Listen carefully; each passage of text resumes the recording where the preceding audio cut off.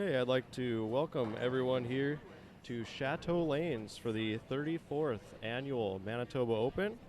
I am Darren Cini with NDBowling.com, and I am joined today by Mike Borowski, who is the Canadian Women's National Team Coach. Mike, welcome to NDBowlTV. Thank you very much. Thanks for having me, Darren. This has been an exciting tournament. When you look at the scores today, wow, they're out of sight. And speaking of the scores, let's go over what we have so far. We are currently in the middle of game 9. There's 9 games, and then we have a position round, so that we'll do that next. We have standings through 7, and after 7 games, Clayton Moore is leading at 1658. In second is Matt Smallen at 1642. In third, Michael Schmidt at 1601. Fourth is Zach Wilkins at 1569. Skip Little at 1551 is in fifth. And then Darren Hansen, who is on our featured pair here, game 9, is in sixth at 1535. Greg Thomas, Nick Hileman, Felicia Wong, and Blake Wallstrom round out the top 10. So it looks like the scores are close. It's tight up top, that's for sure. Darren, I was just going to mention when you brought up his name, he is no stranger to this tournament. He has won this tournament a few times. Yeah, that he has, yes. along with Michael Schmidt. So we have some powerhouses up near the top, that's for sure. Yeah. Good players. The condition played a little different for the players today. There were less people playing match play one-on-one with each other every game. Yesterday we had 7-2 a pair. They broke down very, very fast, and they opened up the lane quite a bit. So today, a little bit different. I agree. And I had the pleasure of bowling with you all day yesterday, and unfortunately we didn't bowl well enough to make the cut. But we did have a good time, and we learned quite a bit. Very demanding pattern. The cut yesterday was minus 79, I believe. We did have 90 entries, so they cut to the top 30 today. And each bowler today then would bowl 10 games with a position round. They'd bowl 9 match play games with the winner getting 20 pins, a tie is 10. And then at the end of our 9th game here, which you see now, we'll stack everybody up and have a position round and cut to the top 5. Yeah, and position rounds are not unusual. In fact, a lot of these players who have probably tried out for Team USA or played at some other high-level tournaments, certainly at an international level, when you play in the Masters, you're always doing head-to-head match play. Winner gets something, loser gets what? 0. Correct. Unless they tie. But it does make a difference in the score depending if they're in a winning way. Sometimes you match up with a player and you need high scores to win, and other times you can win with less than high. That is true, and I know a lot of the tournaments that we cover, and we will be here in the next couple weeks. In the match play portion, it's who you draw at the right time. Sometimes you get guys that you shoot a 160 against and you get the win, and other times you shoot 240 and lose. So it's heartbreaking. It's very heartbreaking. And today particularly because these 30 players that made the cut, they're the cream of the crop. There were 90 players here, and these top 30 players are now in 3 separate divisions. Yep. So they've drawn 10 people in their division, and they're playing head-to-head. Some of them drew Mike Schmidt or Darren Hansen. So unfortunately, if their game is not spot on, they're not going to win very many matches. That is correct. And speaking of Mike Schmidt, he's won a record, 5 Manitoba Open titles? I think 5, yeah. And he is the current NDBowling.com Majors career leader at 6 after winning the NDBowling.com Classic last year, which we will be having that on NDBowlTV here in a couple weeks as well. Yeah, and add to that Mike Schmidt is a World Cup champion twice. 2-time, yes. 2 times, so. And he did represent the Canadian team this year in Poland, didn't he? Yes, he was on the Canadian team. He has been on the Canadian team. He will not be on the new Canadian team because he was unable to go to the team trials last May. So whether he's going to go this May to our team trials for Canada, I don't know. It depends on his time. He runs a pro shop as I do, and as a result, his time sometime is occupied. And that's understandable. So for all you watching, if you could, just share our link on Facebook and on Twitter. Get as many people out here. We are live at Chateau lanes here in Manitoba, Winnipeg, Manitoba. We are in the middle of Game 9. On our featured pair is Darren Hansen and Justin Schiffler.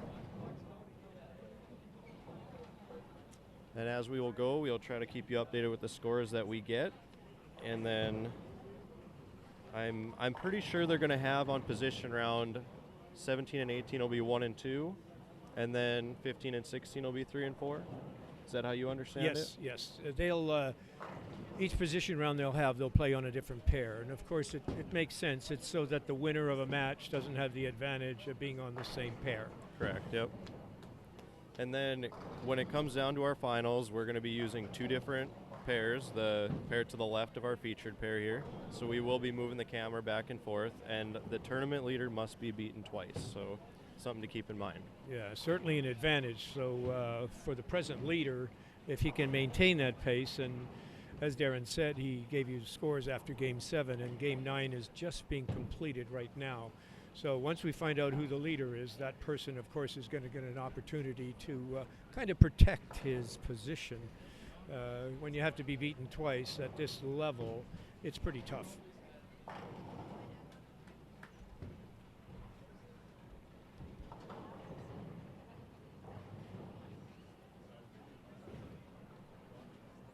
All right, Mike. So yesterday we went through qualifying.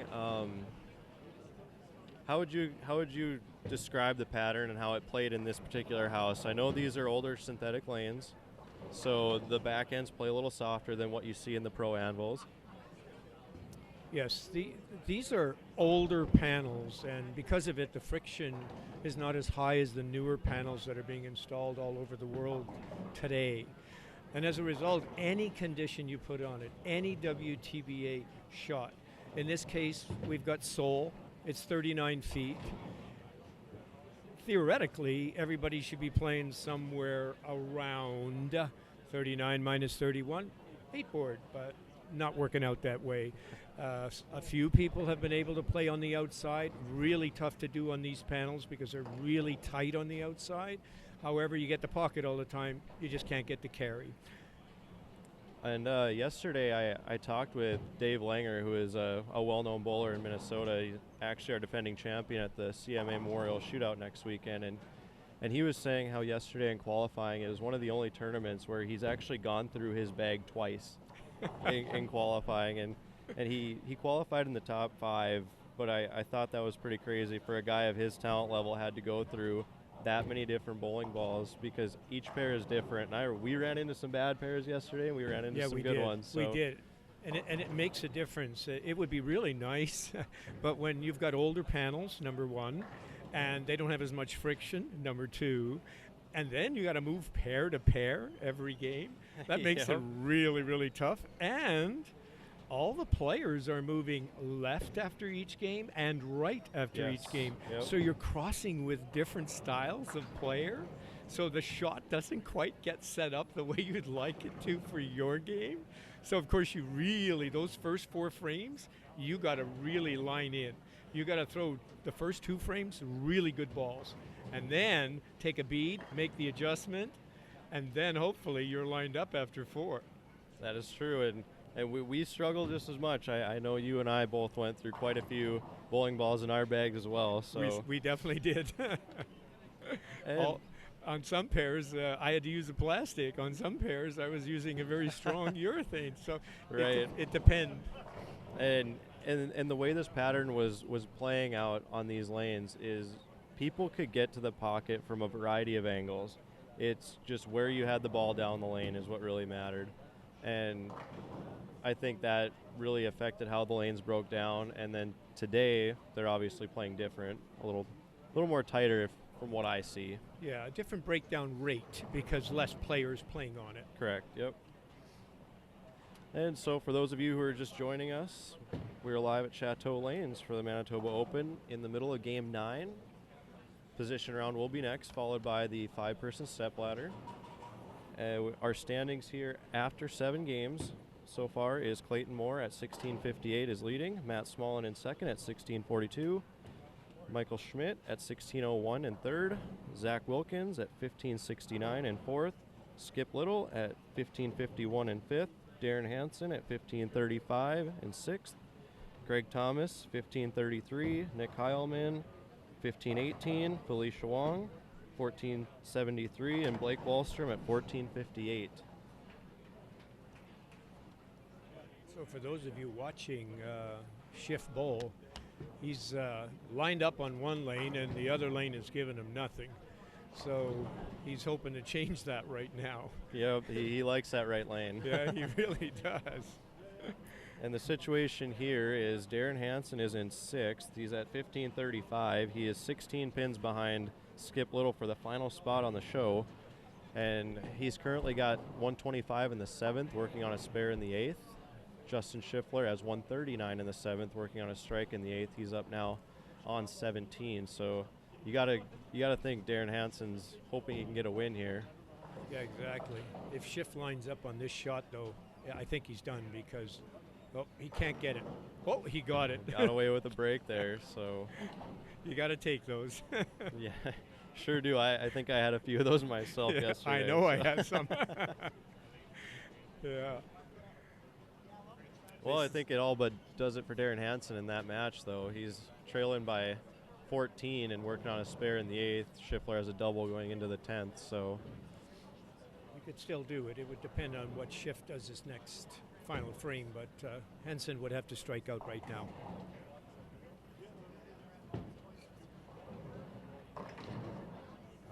Just can't get that lane to hold.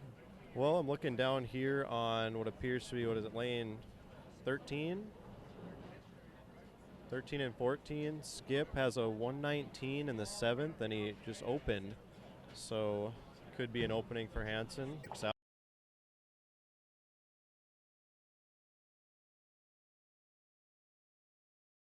Question, also use the chat room that we have here on the live stream to the right of your screen. Check in, let us know where you're from. Also, if you could, copy the link at the top of the page, share it on Facebook, on Twitter. Just let as many people know about NDBowlTV as we can. And once we get some updated standings and they announce the position round, we'll keep you updated on how that goes. So there were a lot of North Dakota bowlers that made the top 30 this yesterday. And for Manitobans, we had a fair amount of entries, but only 4 of our best actually made it. And included in that were 2 of Team Canada's ladies team members. Which you are the coach of, aren't you? Yeah. I'm sorry. I had to plug it in. Anyway, Lynn Gauthier and Felicia Wong both made the cut. And kudos to them. Kudos to them because this was a tough field, really a tough field. Absolutely. And I do know Felicia made the show here. I think it was a couple years ago. And that was the year Eric Parvey won, I believe. Yeah. If I remember correctly. Yeah, so making the steps for Felicia, that was quite an accomplishment for her. And she was on Team Canada at that time as well. So, and she's back on this year's team.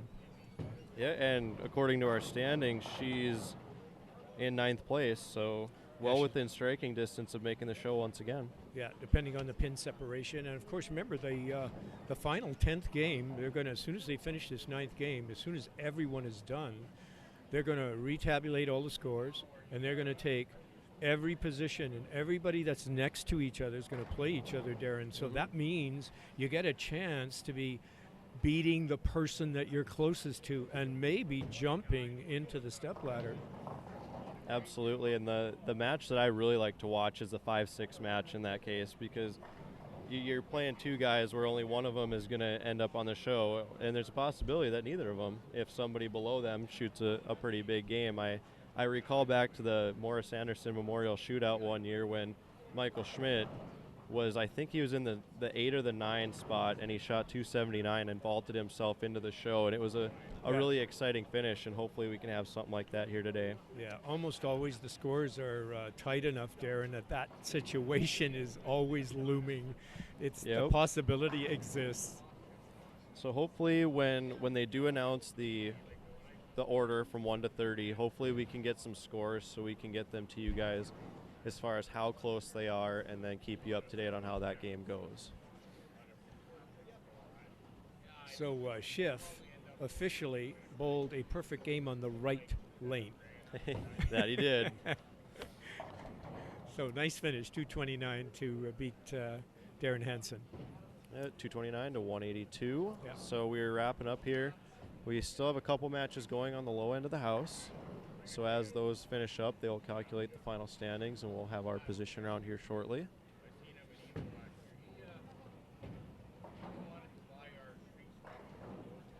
So just a reminder to local bowlers and everybody tuned in, this tournament is open to all scratch bowlers, so come out.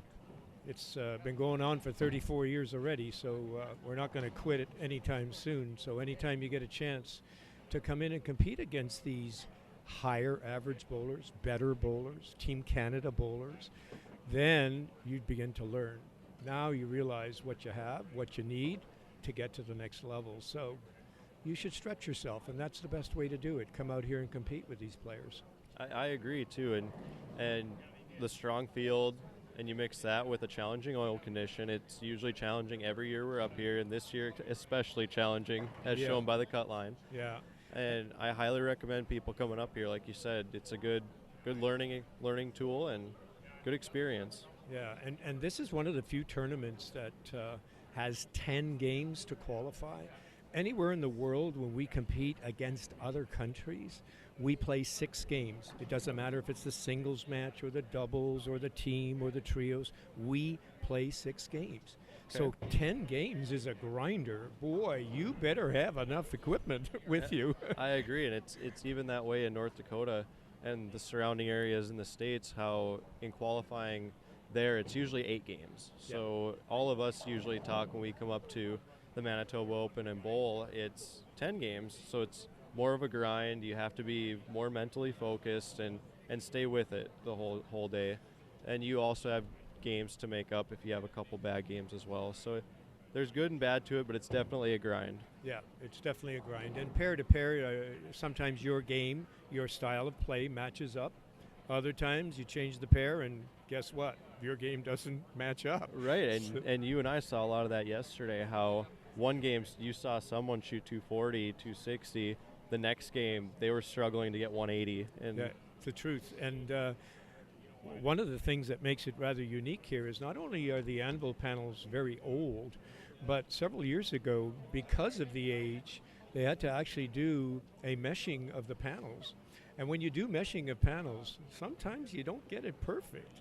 So pair to pair, there are some subtle differences. And those are the kinds of things that when you throw the ball, you say, whoa, what happened there? It looked good on the last pair, and it's not working here. Yep. The differences from pair to pair, I think, are more drastic here than I've seen at most places I've bowled at. That's for sure. You would be right, Darren. We experienced that yesterday, of course. And just like Dave Langer said, he had to go through his bag twice. Yeah. So that just shows a guy of his caliber as well. But what it does do, it brings to light that the players that are still scoring well in spite of that, they're really good because they're adapting. They're not getting away with it. They throw their first shots on their new pair and first left lane, first right lane, and they say, wow, it's different. And they adapt. They make changes. And speaking of qualifying, I wonder if I'm going to look up our scores here just to kind of go over how qualifying went. I know Nick Hileman was our qualifying leader.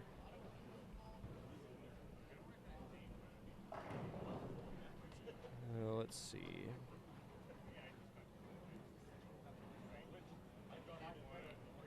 Yes, in qualifying, Nick Hileman was the qualifying leader at 22-28, averaging 222 for the 10 games. Top 5 was Nick Hileman, Michael Schmidt, Justin Schiffler, Mitch Hupe, and David Langer. Dylan Meyer, Matt Smallen, Sam Lanto, Eric Parvey, and Zach Wilkins rounded out the top 10 in qualifying. Yeah, speaking of Mitch Hupe, he's also another Team Canada youth Team Canada member. And he'll be going with me to Panama for the North American Zone Championships this year. Okay, when is that? That'll be in June, probably late June. Sounds like a good time. Yeah, it will be a good time. And very challenging because whether it's a World Championship or a North American Zone Championship, the best of the best are there. Absolutely. And speaking of the youth in our tournament, I know last year, who was it, Joe Franchuski made the Yes. show? Yeah, he didn't make the cut yesterday, but boy, he was just so close to it. And Yep. he's a great player. He shot his last year in the youth last year, so he's no longer eligible. He's an adult now. And I think he finished runner-up to champion Michael Schmidt He last did. year. He did. Yeah, Yeah. that was kind of neat. Local boy and youth player, and Michael Schmidt, world championship. Yep. So, Like yeah. like a lot of people say, though, if you want to be the best, you got to beat the best. And I think Yeah, you got to play with him. You got to come out here and play with him. That's what you have to absolutely. do. And Joe was 15 pins off the cut this year. Just So missed. Just missed. Just one bad game. Maybe one missed spare, two missed spares. Who knows, right? Right, yep. So it appears all of our matches are concluded here in the 9th game, so they're tallying scores up, and we should have a position around here starting shortly. Yeah, we'll take a few minutes for them to collect all the scores and double check them just to make sure that they've got the right players matching up against each other, because this final match play is against your adjacent player in position. Correct, yep. And what's really important is also that 1-2 match, mainly because if you're that top seed, you got to be beaten twice. So it's a big deal at this tournament. It's a bonus. You're absolutely right there, and you want that position. Absolutely. And once again, for those of you who just joined us, in the Stepladder finals, they were going to use 2 pairs. So the featured pair that you see on your screen and the one to the left. So as we go from match to match, we will kind of turn the camera for you. And once again, the tournament leader has to be beaten twice. So let's keep that in mind. Yeah, and on top of that, keep in mind, because they're going to be doing match play, they're probably going to be re-oiling those 2 pairs, as far as I know. Now, this final match position round, they're playing on the same lanes they've been playing on all day. However, as soon as the top 5 is determined, they're going to oil those 2 pairs, 15 and 16, 17 and 18. And because of that, that means game over. In other words, whatever you thought it was, guess what? It's changed again. Yep. And then that makes you look back at the standings, how things started earlier today. And how the scores were on those earlier games, right? Yep, and I recall earlier today, Zach Wilkins got out to a pretty quick start. So if he ends up making the show, you got to keep an eye out for him, because he bowled well in the fresh. Yeah, exactly. And some players just match up a little better. So he's got a very high rev rate. He's up the back a lot. And that on fresh, that is just supreme. Absolutely. And once again, for all of you joining us, please share the link, Facebook, Twitter. Let as many people know about NDBowlTV as you can. We are about to start the position round in about 5 minutes, I'm guessing. And then we will have the final 5 for you here on NDBowlTV. I am Darren Steeney, joined in the booth by Mike Borowski, who is the women's Canadian national team coach, offering some insight on our Canadian bowlers here today. Yep.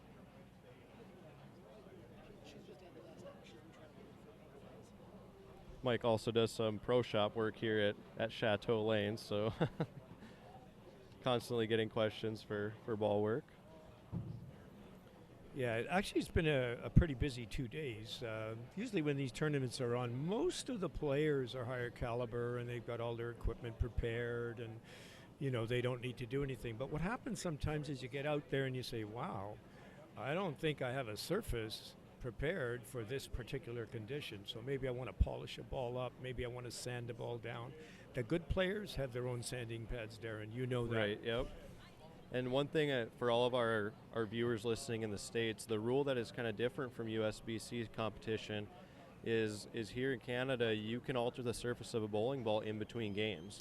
Where in the United States, you have to do it before the competition starts. Yeah, and the truth is, Darren, for all Canadians that play league play in Canada, they cannot alter the surface once the first ball has been thrown in their first game. Okay. But for this particular tournament, we adopted the WTBA rule, which is the international body for 10-pin bowling in the world. And that rule states you can adjust the surface, change the surface between games, Okay. as long as you do not delay play. Okay. Yeah, and I know that's different from USBC, and it's something a lot of the people from the States talk about when they come up here, because I think it does affect the way the transition happens, and something we want to let everyone know because it's different, and having a show up here in Canada, I'd like to be able to let everyone know how bowling is different in another country. Yeah. So So one of the nice things about that is that when you consider altering the surface, some people out there, maybe bowlers that are not that good yet, Darren, correct. they don't understand what difference it makes. For example, of all the things that you can alter in a bowling ball, surface change is 70% of ball behavior Really? out on the lane. So if you have a new ball and you have a different layout on it, it only is part of the 30%. The ball surface change by sanding alters and changes ball behavior by 70%. That's amazing. That is. And that's why we have a pro shop operator here on NDBowlTV, folks, to offer us insight on the changing of everything. And if you have questions and you're in the Winnipeg area, please visit Mike.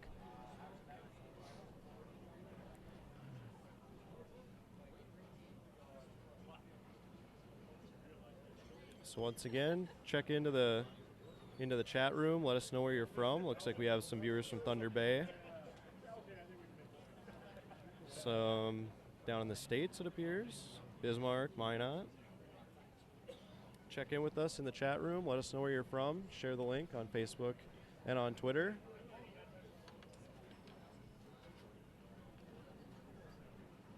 Giving you a little bit of bonus coverage today. We were just going to go live at the Stepladder finals, but since my bowling ability did not allow me to bowl today, I figured I would give some bonus coverage to our faithful viewers out there. Since our bowling ability didn't get us through the cut, we're here sitting doing the telecast for you folks. Well, Mike, I was only going to speak for myself, but now that you chime in, yes. Your skills didn't help either. We tried. That we did.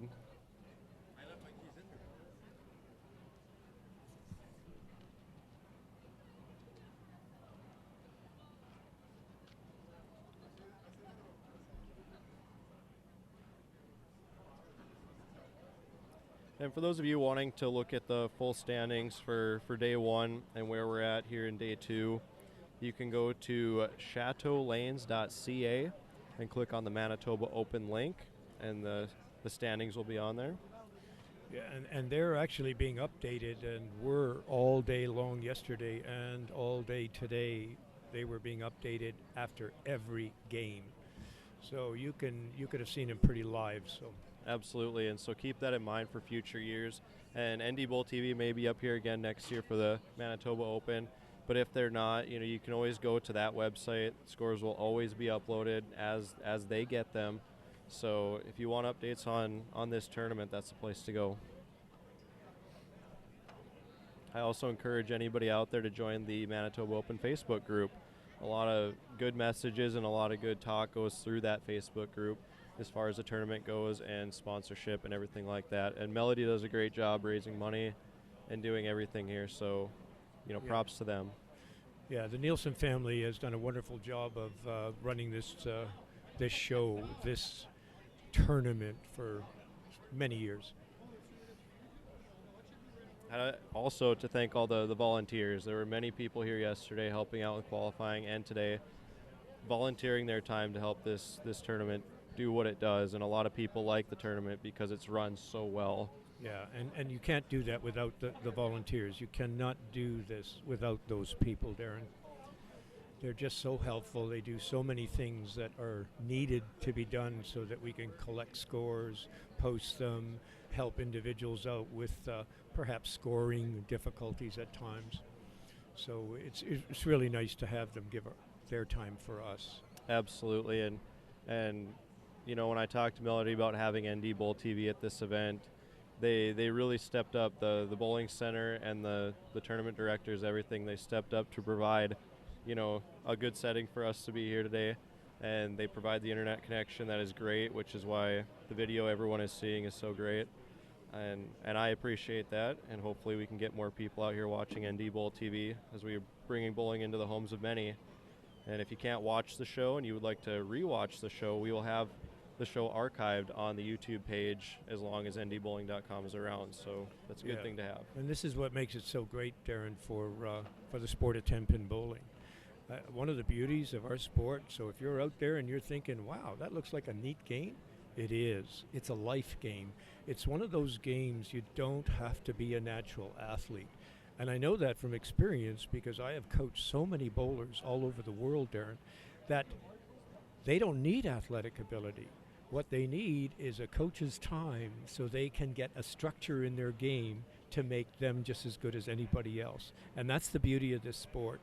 A lot of sports are played. If you don't have athletic talent, you're out. You're not going to make it. Yep. This is a different sport.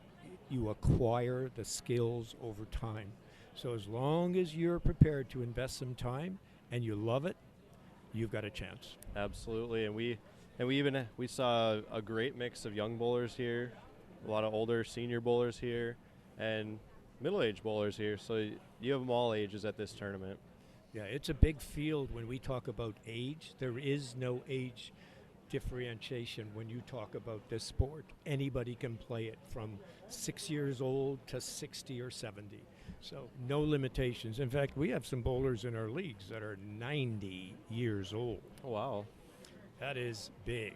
If I can still throw a bowling ball at 60, I think I'll be happy. Okay, and for those of you who are watching now, we're still waiting upon our scores for the position round to start. And we'll finish out the show here with the Stepladder finals later today. And then we'll be back on NDBowlTV next weekend in Minot for another NDBowling.com major tournament, the Morris Anderson Memorial Shootout. And once again, as far as the time goes when we start these, it's kind of whenever it happens kind of thing. I'm not a major television network, so we don't have to set a time and have to start at that time. So just keep an eye on Facebook, like our Facebook page, follow us on Twitter, and I'll keep you updated as we go. So for the next few weekends, the NDBowling.com Classic is in Fargo in 2 weeks, which is also on NDBowlTV. So 2 more exciting shows after this one, 3 in a row. Yeah, both great tournaments. You have me hoping and wishing I could go, but I just don't have the time. I would love to. And I know the Minot one is an absolutely great tournament. Absolutely. Huge turnout and a lot of great bowlers. Yep.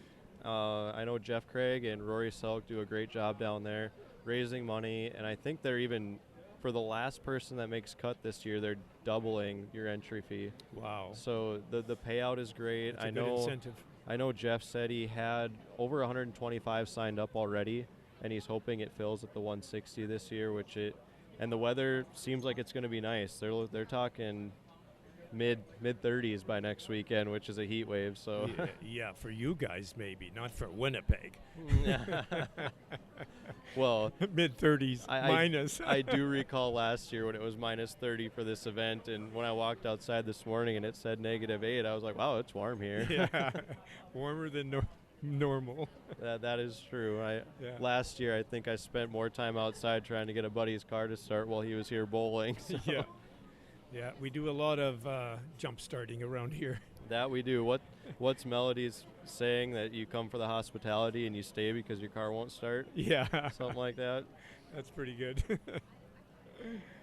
Yeah, we lucked out because normally this tournament is the first weekend in January, and they moved it ahead a week because they wanted to kind of avoid the new year and all that. And last weekend the weather was actually terrible, so we lucked out by having it this weekend. The weather was great. People were able to get here, and 90 entries. That's great. That is really good. Yeah. When you talk about the bowling population and the number of scratch bowlers and the number of tournaments that they have available to them, and that's one of the reasons why the dates from time to time change for different tournaments, because we're trying to please everyone, and we want everyone to have an opportunity to come to this one. So whatever we have to do, we will do it. Absolutely. And if there's anybody out there who's interested in tournaments, log on to NDBowling.com and click on the upcoming events page. We have tournaments going on, I think, the next 6 weekends on our page. So if you want a tournament to go out there and test your skills, see where you stack up against, then I would go to NDBowling.com and click on the upcoming events page.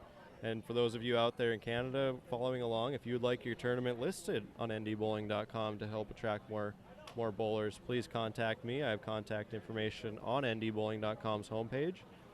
Once again, my name is Darren. Hopefully I'll hear from you. The more the merrier. Take him up on that. It's nice to get those schedules. You never know when you want to go watch some bowling. Maybe not participate, but watch some bowling. Some really good bowling. That is true, and I already talked to a guy here in the bowling center today who said maybe we can get NDBowlTV up to Thunder Bay. They have a tournament up there in April. They do, and a very good tournament. And as a matter of fact, and I'm not sure if they're running it this year. They used to have a separate senior division as well. Nice. Yeah, and usually a very high entry. Okay, so from what I understand, they're announcing they're announcing the position round, and from what I heard, the 1 and 2 seed will be on 15 and 16, which will be the pair to the left of us here. And our featured pair will feature the 5-6 match, which is so the two most important matches, I think, are going to be right here on NDBowlTV. So yeah, that's actually a very good draw for us. So I'm going to adjust the camera here to the left so we can get the pair to the left and our featured pair here, which the pair to the left will be the 1 versus the 2, which appears to be Clayton Moore and Matt Smallen. And our 5 and 6 is Nick Hileman and looks Sam Lanto, or is he? Yeah, Sam Lanto's coming right now. So. Oh, he's still walking past. I think he's further down. All right, let's get this camera adjusted here. 1 second.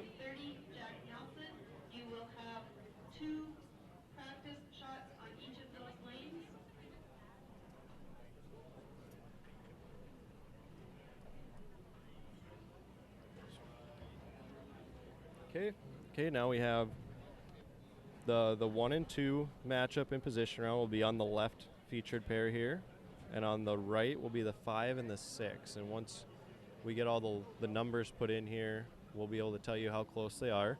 It appears Nick Hileman is the 5 at plus 200, and Skip Little is the 6 at 112. So there's a bit of a gap on that one. And our 1 versus 2 match, Clayton Moore is at plus 335 and Matt Smallen is at plus 313. So a very close match over there. That'll be a tight one. And that's an important match because, once again, the tournament leader must be beaten twice in the stepladder. So a very important match on 15 and 16. It does not look like that the top 5 can be dislodged right now, because if you look at Skip, he's at 112 over. And number 5 is Hileman at plus 200. And we are going at the mercy of what numbers they have put in here. We do not have an official standing sheet. But they are posting it on the screen, so it does look like it is official.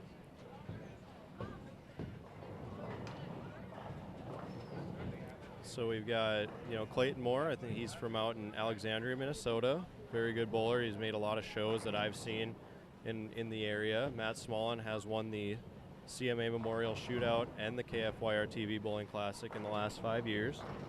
You've got Nick Hileman here, who has won an eagle at the USBC Open with Nicholas J's Pro Shop in Baton Rouge that year. I think it was 2012. I believe Moore has won this tournament once before. Moore, has he? I believe he has.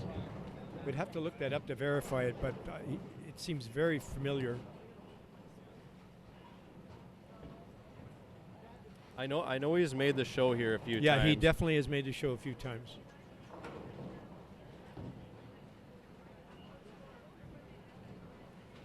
Well, at plus 355, I would think that his game is on. 335. So he's only got a 22-pin lead on Matt Smallen. So basically, if if Matt bowls a decent game and wins, he's got to beat him by, what, 3? Yep. Because you get 20 bonus pins. Yep.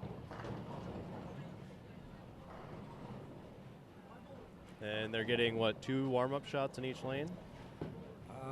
I think that's all they're getting is 2 per. Yeah. Okay. They've been standing for a little while, but it's difficult when you get to this stage to give them too much warm-up time. And Right. and one of the ideas of 2 on each is it's the same for everybody. And if you're good enough, you should really be able to line up the pair. Right, and to think too, this is all these bowlers. This is their 20th game Absolutely. of the weekend, Yeah. and not counting warm-up shots. So they're probably on 22 games if Yeah. you count all those. So Yeah, no a question. lot of bowling. Yeah. So it appears that the 3-4 match is Zach Wilkins and Michael Schmidt. They don't have their score up yet, so we don't know exactly where they're at if these can move around. Yeah, relative to the other ones. So once they post their it's name coming up on up the now. screen, I think they've then- just refreshed the screens.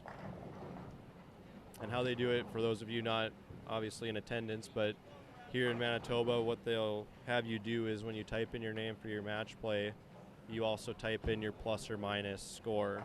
So those people walking around in the settee area or in the back, the spectators can see, where everyone is at the time without having to wait for a score sheet. It's interesting watching Hileman warm up. He's actually testing the outside. I don't think we've seen very many on the outside today. Right. It definitely played a little tighter because there wasn't enough traffic. So our 1 and 2 match is underway. Clayton Moore with an early open. Seems like he sent the first shot wide.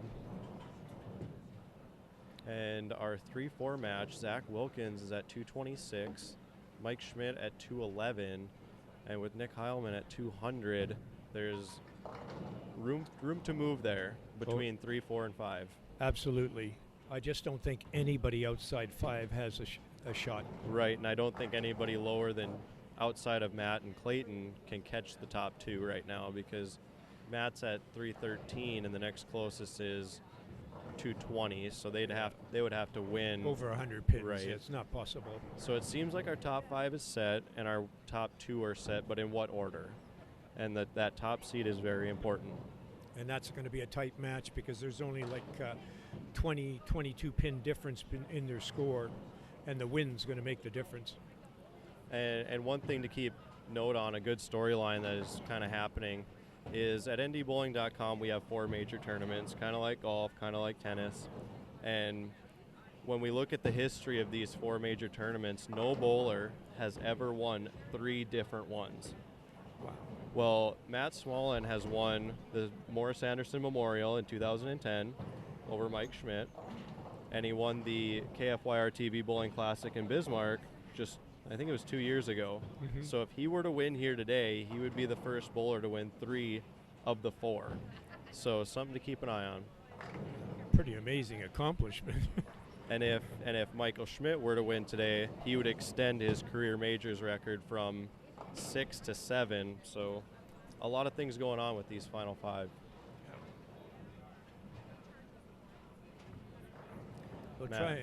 We'll try and keep you apprised of the lane 13 and 14, which will be out of our camera range, but that is where the number 3 and number 4 position is actually being challenged. And it appears Zach Wilkins is at 226, Michael Schmidt at 211, and then Nick Hileman here on our featured pair at 200. So a 27 pin difference in 3 spots. A lot can happen there, and we'll kind of keep you updated on what the scores are. Matt Smallen with a 9 spare strike start, so he's off to a quick 12 pin lead in that match.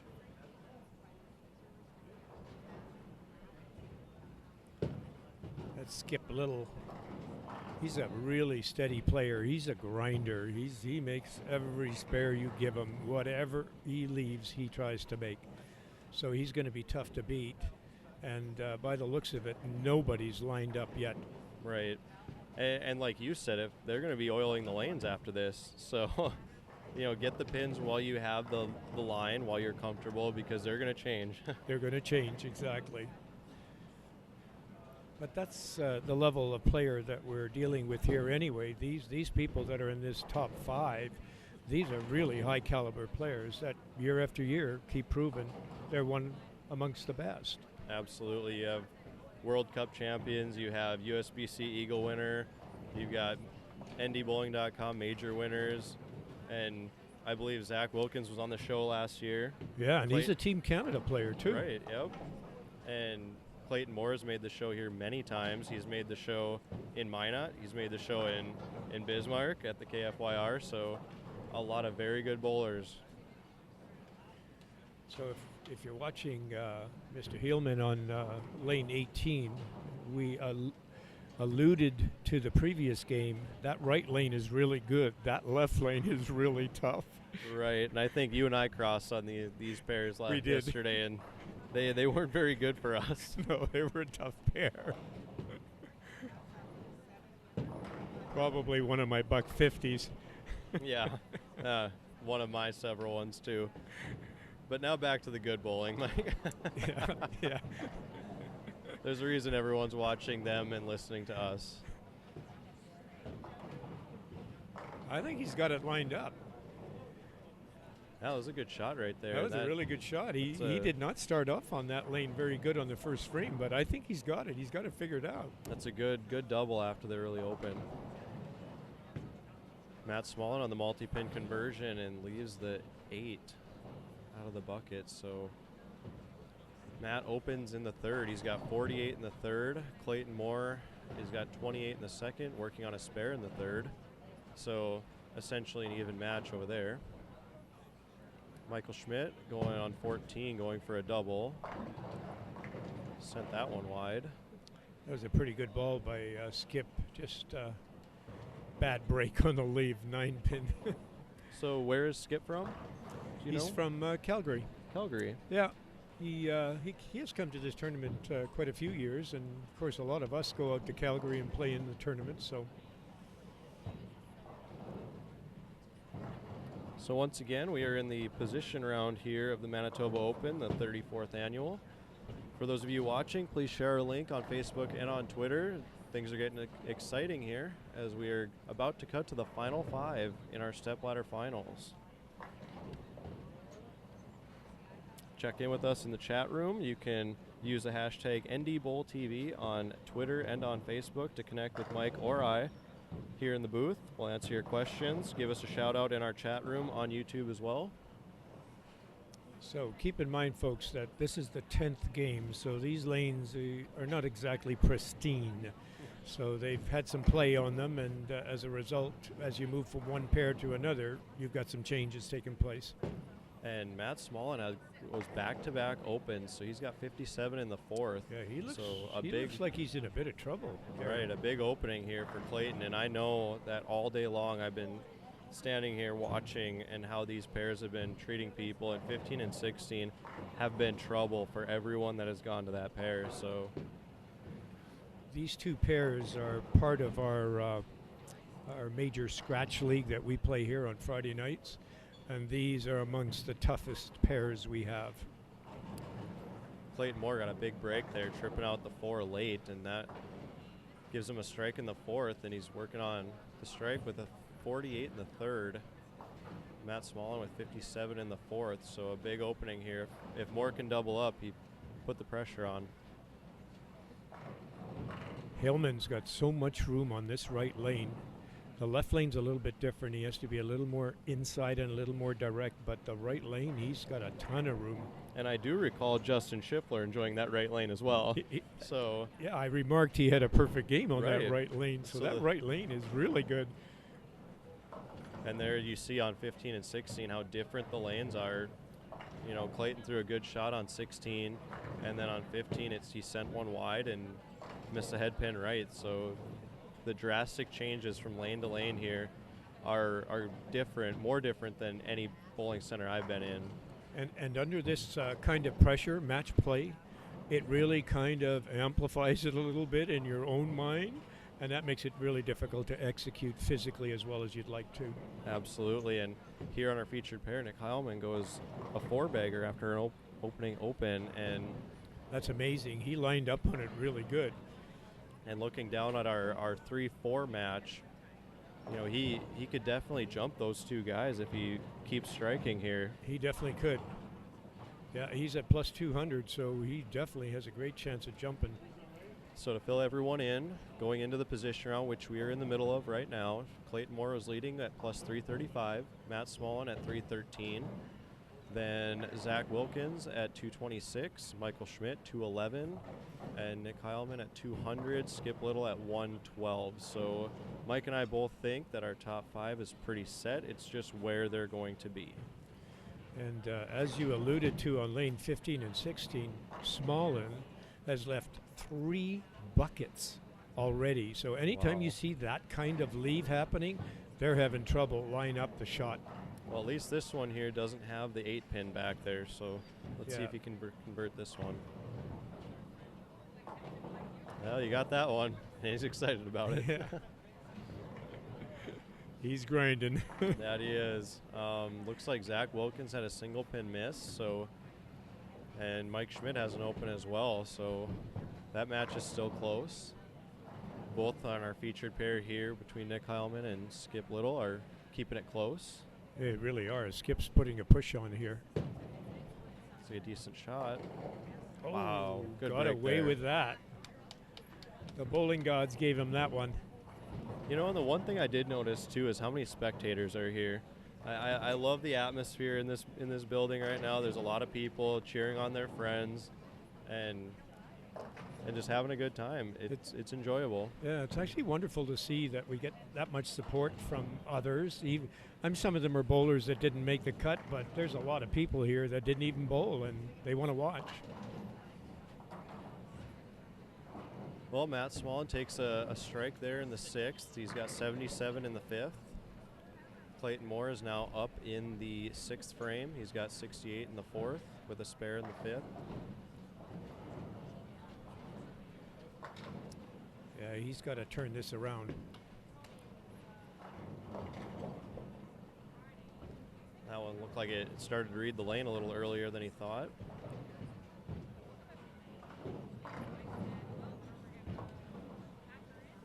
I know Nick Hileman here, I believe he made the show last year at the Morris Anderson Memorial when Dave Langer won it. So he's no stranger to the show, the lights. I know we don't have any lights here at NDBowlTV, but yeah, I've seen him play a few times. He's got a nice game. He doesn't have high ball speed as some of the other high revers do, but he's certainly got a pretty good rev rate. Ball reaction is really nice. Absolutely, and him and Andy Mills came up from Wisconsin. Quite the trek. So wow, that's a big drive. And they'll likely be getting in the car and driving up to Minot next weekend, so they have a lot of windshield time in the next couple of weeks. Yeah, no kidding. Yeah, it's a lot of traveling for these bowlers, even if you talk about just our vicinity and North Dakota area. There's distance between some of these places. Right, and it was for me, and I'm out of Minot, North Dakota. It was a good 4.5, 5 hour drive for us too. Yeah. So once again, for anyone out there, we are in the middle of our position round, and if you guys could share the link, Facebook and Twitter, so we can get as many people watching. It's exciting bowling up ahead. Looks like our final 5 is not officially set, but they've kind of distanced themselves from everyone else, and the top 2 have separated themselves from the top 5 as well. So it's, you know, what order will 1 and 2 be, and what order will 3, 4, and 5 be is kind of what we're bowling for here. Yeah, and oddly enough, the 2 toughest games going on right now is position 1 and 2. They're really struggling to line this up. And well, in their defense, many people have said 15 and 16 are a tough pair to navigate. So very challenging pair. And we'll see how that plays out too after they oil the lanes, and we're going to be rotating these 2 pairs to see, you know, what the differences are from one to the other and how that top seed handles it. Matt Smallen now up on 16. A double here would be big for him. He's way outside now. Yeah, it seemed like he missed right on that one a little bit and didn't trust it. Off his hand, I think you're right. Looks like Zach Wilkins is struggling over there in the 3-4 match. He's got 102 in the 6th with an open. You better be careful. That could be a little bit of pressure. He's a younger player, although he's a very high-level player and he's been on Team Canada, but it could be a little pressure in this scenario. But at the same time, he was on our show last year. Not our show, but the Manitoba Open show last year. So he's been here. Yeah. He understands the intensity of everything and how to stay calm. But he's also playing the defending champion in a match right now. So yeah, he's one of our only two-handed release players, and he throws a lot of ball, Darren. I mean, a lot of ball. True. The angles he has to play, the launch angles off his hand. I mean, he's left, throwing it right. Well, and that's why I feel he's got the advantage on the fresh. And that's why he started off so well today. He started off with a 213, 246, 234 start for him today. Jumps out to an early lead with the bonus. Yeah. And so even though he's struggling now, when they oil the lanes for the Stepladder finals, you got to think there's some sort of an advantage. He's going to have an advantage. I think you're right. Well, to update everyone here on our featured pairs, 17 and 18. This match on 17 and 18 is really tightened up, Darren. Right now, if you look at the scores in the 7th frame, they're almost dead even. Right. Yep. And Skip just threw a spare in the 8th, and Nick Hileman is up here in the 8th frame. A strike will tie it up. Yeah, he needs a strike. Looks okay. Yeah, it's a good shot there. He's playing a lot of forward roll on the outside, so for you players that want to play the outside line, that generally is the rule. Try and get up the back a little more, roll it more forward. It gives you a nice even arc to the pocket rather than that skid flip stuff. And it creates the over-under reaction. Yep. Yeah, side turn is not a good thing to use on the outside. Okay, Clayton Moore is up on 15 now. He's working on a strike. That's tightened up. 7-pin match. Good shot there by Clayton. Great ball. He's finally moved left enough to get the pocket. So now here's the situation on our 1-2 match. Oh my! Matt Smallen is up here in the 9th. He will finish first. If he strikes out, he's got 207. If Clayton Moore strikes out, he's got 214. So Matt getting the last 4 here will force Clayton to double.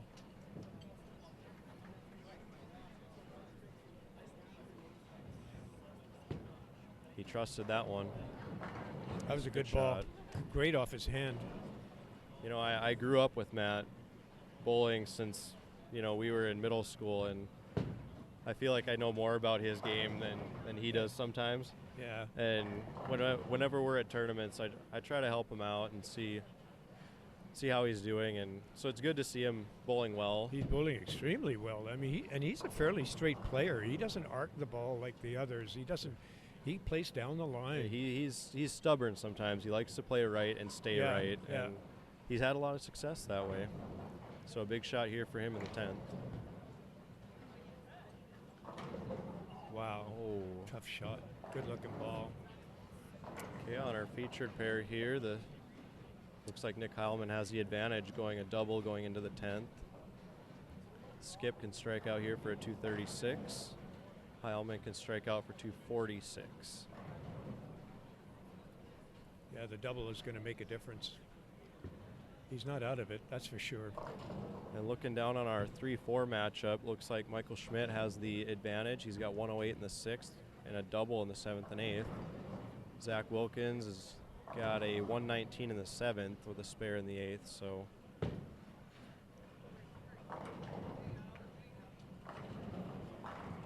if this continues the way it is, Zach and Hileman could be changing position. Correct, yep. And I think naturally, as long as Hileman here throws a good game and gets the bonus pins, the loser of the 3-4 will likely move down. So yeah. And the difference there in the 4 or 5 matchup is lane choice, which could come into play.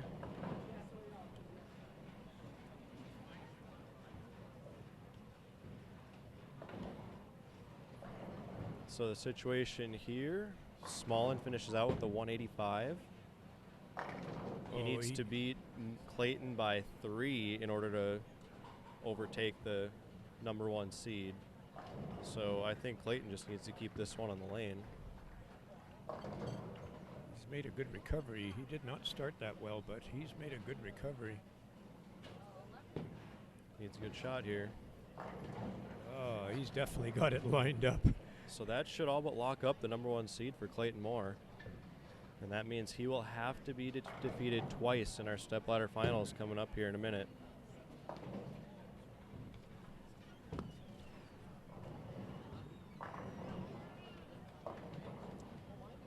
Depending what Hileman does on this first shot, it may well determine whether he can win or not. Right, yep. Because if he strikes, he's got it. Yep, needs the first one. Skip finished with a 225. Looks like Michael Schmidt's got the 3-4 matchup win. Yeah, he's got that one well in hand now.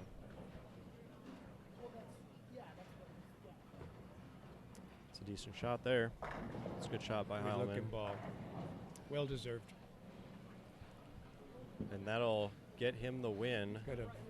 And I think he's going to try to stay ahead of Michael Schmidt over there. So if he beats Michael Schmidt by 12, he will be the 3. Yeah, he's definitely looking, so he must be aware. Yep. Schmidt can finish out with a 228. Hileman can have 246, so that would be enough. Plus 20. Yep. So well, they both get 20. Yep. But he would have to beat Michael Schmidt by 12 to take that 3rd spot. I think he's going to do it. So this is a big shot here for Nick. Oh. Leaving the 9. He's got a really heavy roll on his ball, so. So now, okay, Michael Schmidt's up here in the 10th. Nick Hileman can spare for 235, meaning Schmidt needs, 224 to guarantee the 3rd spot? Yeah. He needs his hit. Yeah, he's got a double. Looks like he slipped. Oh my. Left a 6, and Nick knows it too. He looks hurt. I think he's hurt his back. I think Michael Schmidt has hurt his back. Yeah, he's limping right now, isn't he? He has had back problems before. I don't know what happened, but that's the first time I've seen him limp today, so something has been tweaked. Yeah, it doesn't look good for him. No, it doesn't. He's barely walking right now. So the situation looks like Clayton Moore is our #1 seed, followed by Matt Smallen, Nick Hileman, Michael Schmidt. Would it be Zach Wilkins? So would Zach Wilkins and Michael Schmidt have to play each other again? Yes, in the they 4-5? But I tell you what, it does not look good for Michael right now. And when you consider how many games they bowled, this is their 20th game in the 2 days. And not only that, you have to consider the amount of time it has taken. Like yesterday, 7.5 hours to bowl 10 games because of so many players on the pairs. Well, let's see how he throws his shot here, if he looks comfortable or not. No, he is in big trouble. You know, and he immediately stepped out of that shot, which he does not do often, and he looks like he's in pain. Yeah. Well, we'll have to keep an eye on that as that transpires here on NDBowlTV. The defending champion appears to be injured. Yeah, and he is definitely hurt. You know, knowing him, he's probably going to try to bowl regardless just to get through the match. He will. He will. And it appears like he'll be bowling against Zach Wilkins again on one of our 2 featured pairs here. I got to tell you something about Zach Wilkins, Darren. He was what I would call a heavy set short fellow. But boy, he has done some real working out. This guy is svelte right now. He is really, his upper body is unbelievable. So he's got a lot of strength, and he's got a lot of ability to bowl for long periods of time. So the stamina that he has compared to what it used to be, way different.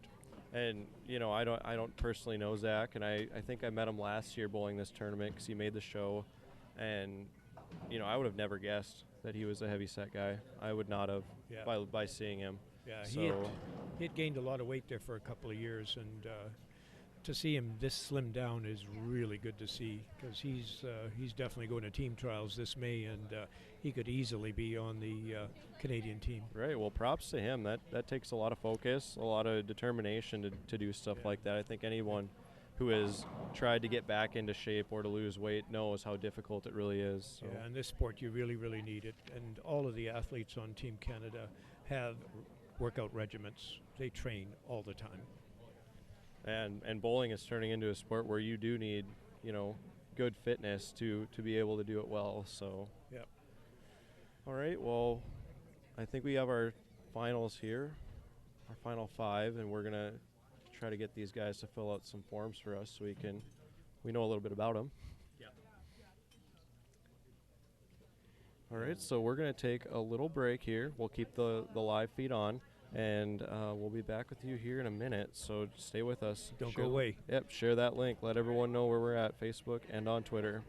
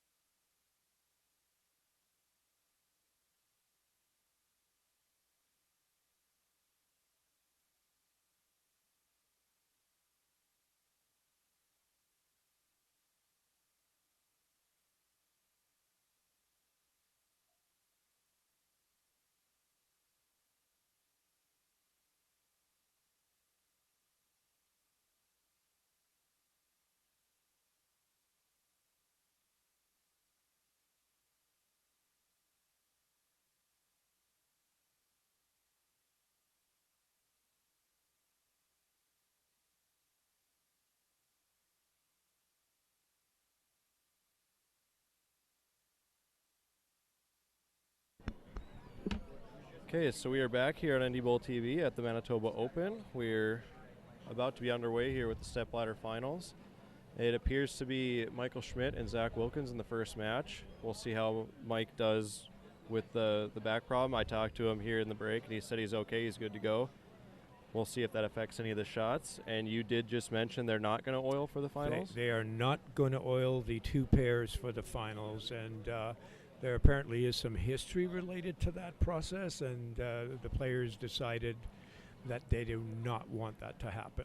Okay, so then you got to think, how is on 17 and 18, the right lane seems to be a good lane for everyone. And on 15 and 16, it almost seems like everything is starting to hook in the middle of the lane. The ball is setting up a little early. It'll be interesting to see how they navigate the two pairs and how that works out. Yeah, whoever's bowling on 15 and 16 is, I'll tell you, they got their work cut out for them, because the mid lane's grabbing the ball way too early.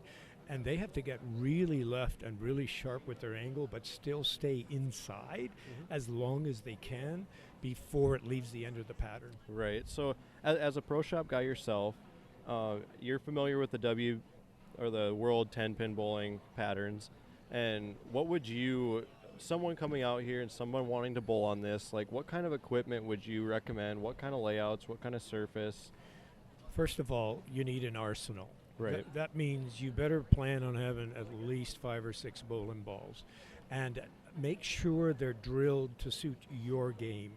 But generally speaking, you want to try and get each of those balls for them to have a different motion, a different shape of shot, and the smoother you can make it, the better it is.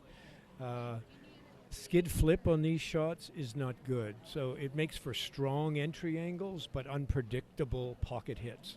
So anytime you can get equipment that's laid out in a fashion and or sanded at a number that suits your ball speed, and you get that nice smooth arc set to the pocket, that's what you want. Right, and now that you say that, you do hear a lot of bowlers that go around and they watch other bowlers throw shots, and they're like, I like that ball, I want to drill it like that for me, but it's bowler specific, and it's really, you got to be careful with that. Yep. Absolutely, it really is, because you can go and copy it, but if your ball speed is half the ball speed of the players that you just watched, then it will not work for you the same way. All right, well, let's quickly get to know our first two in the match here. It's Michael Schmidt versus Zachary Wilkins. Zach is that from Barrie, Ontario? He's a 2-time Junior Team Canada member. He's the men's all events champion in the 2014 T of A. Is that what that is? Yes, T of A. Yeah. Okay. So T of A is a tournament of the Americas. Okay. And it's an open tournament to anybody in North and South America. Okay. But the spots are dedicated to each country. So obviously anybody going to the T of A tournament, they must have qualified through their country process. Yep. So then he's also taken second at the 2014 Bud Light Challenge and the bronze medal in the PabCon Youth Tournament in 2012. So he's got a good resume. His second straight year. For a young player, yeah. Second straight year on the Manitoba Open Show. And then you got Michael Schmidt, and I handed him a bio sheet a minute ago, and he's like, well, do you have 4 of these? Joking, of course, but I mean, he's a 2-time World Cup champion. He's got over 3,300 games, 800 series, 3-time member of Team Canada, many World Cup appearances. He's a 6-time NDBowling.com major winner, which is the career leader. Yeah. He also mentions that he has amazing hair and beard, and he's a huge fan of NDBowling.com. So he is a good-looking guy, by the way. He's young and he's available. So what else can we say? The other thing you should know about Mike, for those people that equate the quality of bowler to bowling in a league, for example, because sometimes if you're not a scratch bowler, you don't quite know what that means, what he's accomplished. But last year, in a league environment at Club Lever-Andre, where his pro shop is, he averaged 239. Wow. No one was above 215 in that league. Wow. So you got to put it in perspective of where his game is, how good he really is. Right, and I've seen him bowl in Morris Anderson many times. I've watched him on the live streams for the World Cup, and here I watched him bowl at the NDBowling.com Classic last year, which he won, which was on the U.S. Open pattern, by the way, a flat pattern, and That's tough. and he made it look easy. So Yeah. this guy's good, but in the back of your mind, you got to think about how he's feeling right now. He's physically hurt, and I got to tell you, when you look at the matchup, he's bowling with Zach, who did not have a great game on 13 and 14, Right. and his best games were on fresh. It turns out we're not re-oiling the lanes.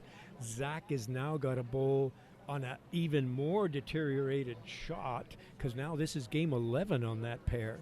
And he did not line up very well on 13 and 14. And from what we saw, 15 and 16 is reading in the mids really early. Right, and that'll be the site of our first match here. So it could be a close one. And the winner of that match will go on to face Nick Hileman on the pair that he just finished. Yeah, so exactly. A big advantage for Nick. It's a real bonus because that's where he just shot his big game. And then the winner of that match will go on to face Matt Smallen on the last lane that Matt bowled on, but there will be a little more traffic on that lane, that pair. So, exciting Stepladder finals coming up.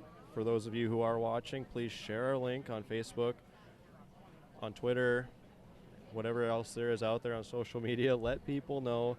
Let's get as many out here watching NDBowlTV as we can. It's the next best thing here in the upper Midwest in the States and in Canada. So yeah, and we're glad to be a part of it here in Winnipeg. So we really feel kind of special here, Darren, that you've included us. So it was really nice of you to bring all your stuff and set up, and you got to spend some time at getting this to work because Absolutely. we didn't exactly have everything fine-tuned for you. Yeah, it takes a lot. I'm not exactly a broadcaster, computer whiz for sure, but through a lot of a big process of elimination, what works, what doesn't, and how I want shows to go. It's turned out very well, and the setup here is great. Yeah. So, I'm ready for a good show here. Yeah. I set up most of the technical stuff at Chateau a couple of years ago, so I'm very familiar with the stuff because I taught it for a living. But it's been a while since I've worked on some of the equipment they've got. Okay, they're going to announce our top 5 here, which we believe we have already, but not officially.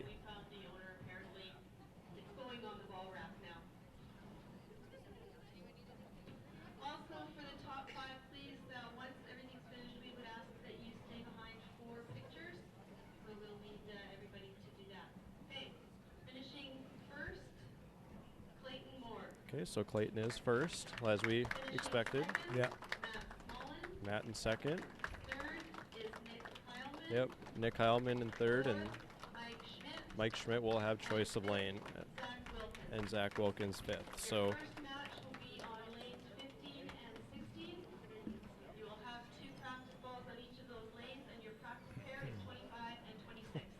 I didn't read this on Michael Schmidt's bio sheet that he also holds or shares 11 Canadian records, which is mind-boggling to me. Yeah, So those are some pretty incredible scores we're talking about. To have a Canadian record, I mean, those numbers are big. right, and just here in-house, they have a board in the bar there that shows a lot of the records, and he's got like the triplicate record of 279. I mean, That's amazing. crazy. I think the record used to be 245 or something.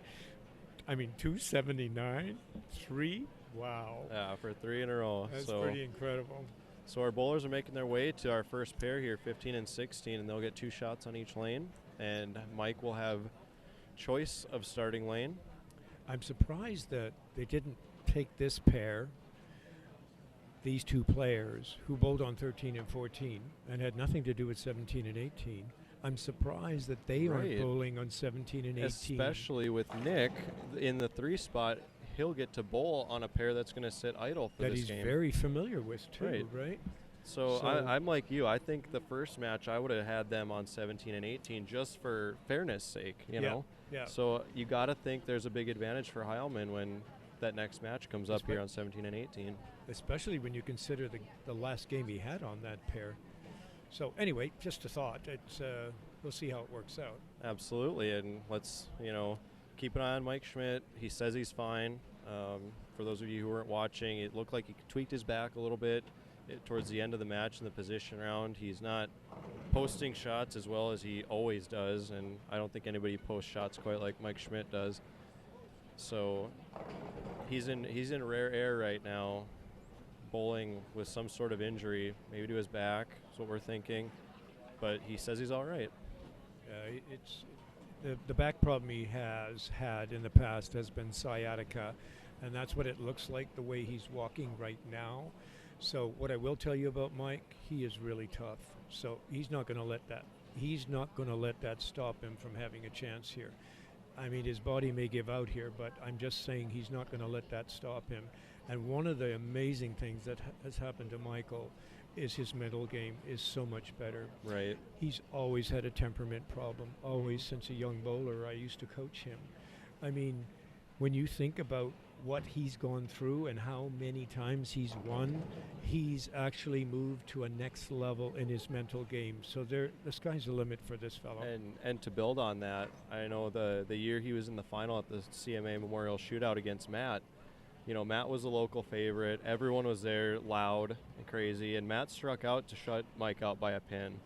And even though the match was over, Mike went up and threw 3 perfect shots and struck out. Even knowing he couldn't win. Right, and it's classy, yeah. And he's a good guy, so. Yeah, and he's the first guy to come over and shake your hand. It doesn't matter how mad he is at himself. Right. He's the first guy to come over and shake your hand because he respects you for the game that you gave him. So are we kind of thinking a David versus Goliath match here in the first one? Kind of, yeah. The Manitoba Open record holder of a 5-time winner here, Michael Schmidt, against Zach Wilkins, who is making his 2nd straight appearance on the show. So good success for him. I think the only two-hander in the field, is he? He's the only two-hander that I saw throw the ball. So I didn't get to see everybody play yesterday because, Darren, we were bowling on the same pair. Yep. But when you're crossing the way we cross, left lane going left, right lane going right, you get to see a lot of the players. And I definitely did not see another two-hander. So. Okay, so before we get this match started, Mike's got one more shot on the right lane. I'd like everyone to go out there, share the link. We are about to start the finals of the Manitoba Open, the 34th annual. It's Michael Schmidt versus Zach Wilkins. The winner will face Nick Hileman out of Wisconsin. I'm not sure Mike's got the right ball. He's, I know he's physically trying to post it as good as he can, but he's having a little physical problems. But that ball that he has tends to read a little bit early compared to the other one. So having watched him play a few matches today, I know this one might not be the right one for the pair he's on right now. Right, yeah, and like we've said before, 15 and 16 is like the kryptonite pair in this house now. It is. And 17 and 18, we know 18's good, but 17 is causing trouble, so. Yeah.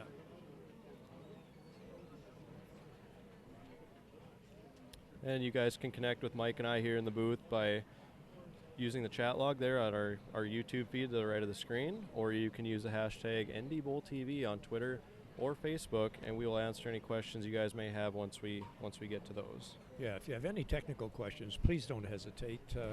Between us, I'm sure we can answer them.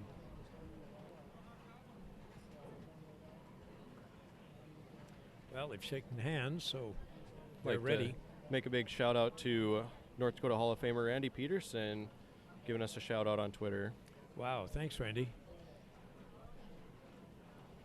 And for those of you not the PBA Randy Peterson.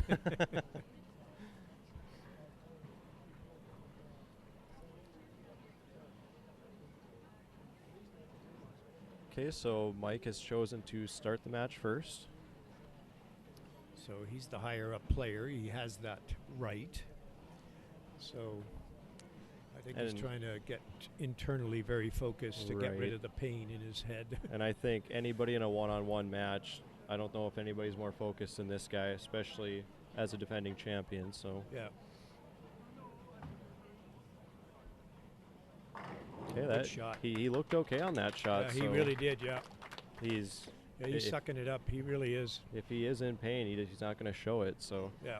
So now we got the young guy here, Zach Wilkins, a two-hander. and making a second straight appearance in the show. If he can stay even with Mike, he has a chance, but he has to match Mike. Shot looks okay. Looks Shot really there. good. He's got a pretty shiny piece in his hand. Right, yep. You can see he's throwing motive equipment. So Yeah. So for those that don't know, the track for Zach is definitely more up the back, and most no-thumbers are like that. There are very So- few that have a low track. So did you just catch that, Mike? He picked up a different ball for the left lane. So he's throwing a different ball in each lane. Yeah, I did see that, yeah.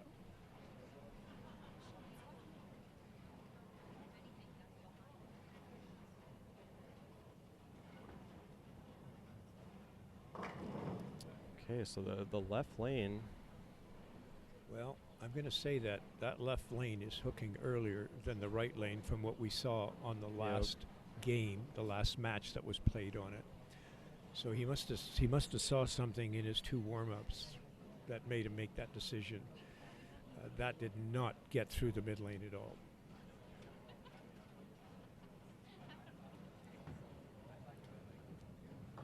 Oh, sends a 3-pin around the 10, so that's an early Yeah. open for Zach.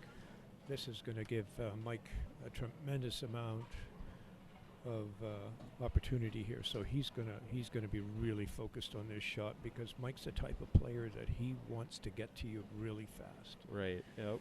And He for wants- those of you who want to know the remaining standings past the top 5, they are posted on chateaulanes.ca, and click on Manitoba Open. They've got all the standings posted there.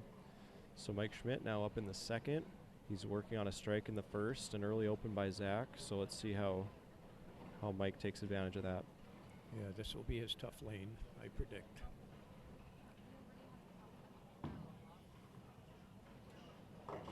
And that ball hooked up early. I don't know if he's noticeably limping there. So Yeah, he really is. I think he's got to change the ball for the right lane. He threw that in practice on the right, and it came up every time, and here it did again. And now he may have got caught there. He may have not been able to post it as well as he wanted to, right. and maybe that was the reason. Now this is a makeable spare, so It is. it's a matter of being able to get that 9-pin out with the way the pattern is playing. So it'll depend on whether he's using a spare ball, and I think he is. Tough one. Nice try. Okay, so both bowlers open the second, so and they're tied at 28 here in the second. Mike will be up in the third on the left lane. So I think Zach's going to have a problem with the left lane, and Mike's going to have a problem with the right lane unless Right, he yep. changes the ball. It appears like Mike is throwing the same ball on both lanes. Yeah. The fact that Zach is using a shiny one on the right tells me that Mike should go to his other one. He's got a go-to ball that he's been using.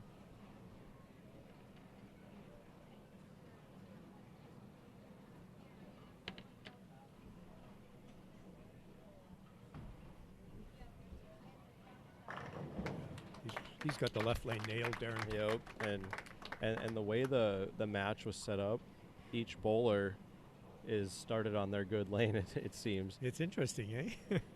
So they could very well keep going at the same rate across the game here. Yes.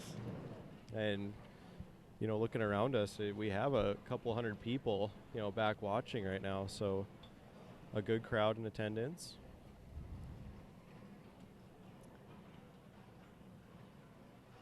He has to match him.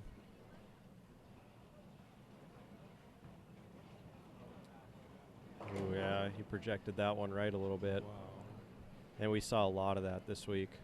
A lot of that.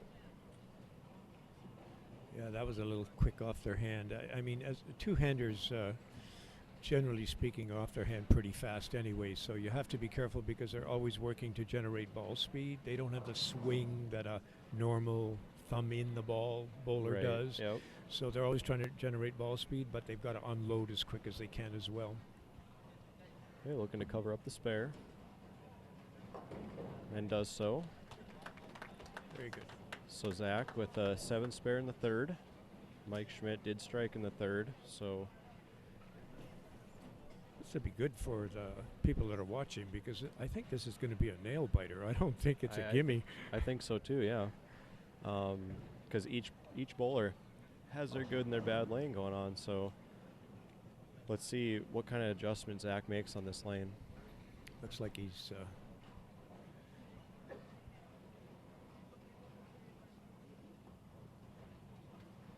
that was a good ball. It's a very Great good adjustment. shot. Very good shot. Yeah.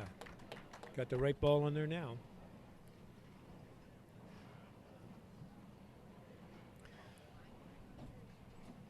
So we'll have to see how Mike can kind of battle through the pain that he's in, because you know he's going through something, and yeah, he definitely is. He'll try everything he can to get through it on every shot, but sometimes it catches you, and particularly the type of injury he's had, because sciatica is one of those like piercing pains. You know? But I think many people would still take an injured Mike Schmidt over a lot of bowlers. So yeah, that is it for sure. Okay, fourth frame.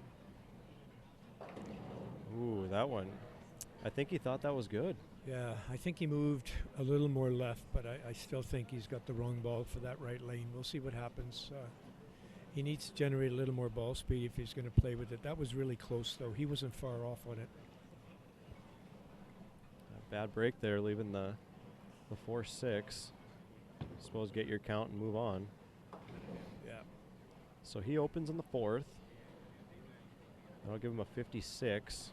Zach has a 48 in the third, working on a strike in the fourth, so the early advantage goes to the youngster.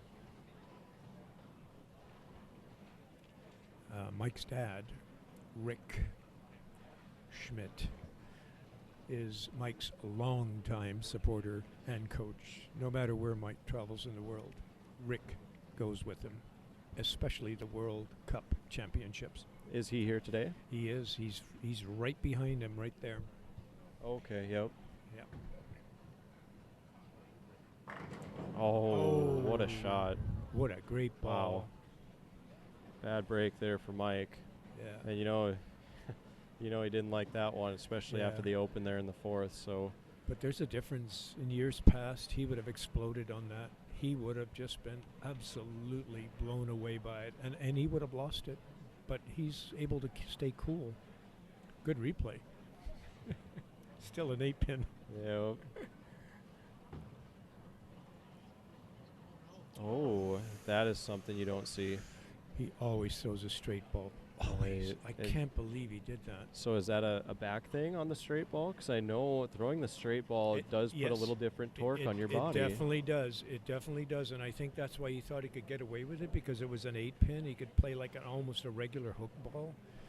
And I know most of you watching can't see, but Mike's down by lane 5 and 6 now, so he's well off our set, and definitely probably not happy with himself after that shot. Can Zach take advantage of it? Ooh, wow. Good shot there. Good shot. So not only is the pair tough to line up they're playing on, the carry on the pair is not a gimme. Right, I mean, absolutely. Even a good hit like that one that Zach flushed the pocket and he still got a 10.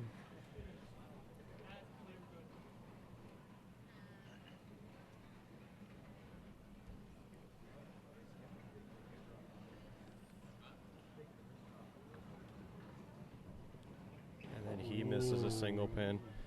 Well, folks, this was unexpected here on NDBowlTV, but as of right now, both bowlers opened in the fifth on single pin misses, and Zach now has an 11-pin lead going into the sixth. And I did not expect this kind of start to this match.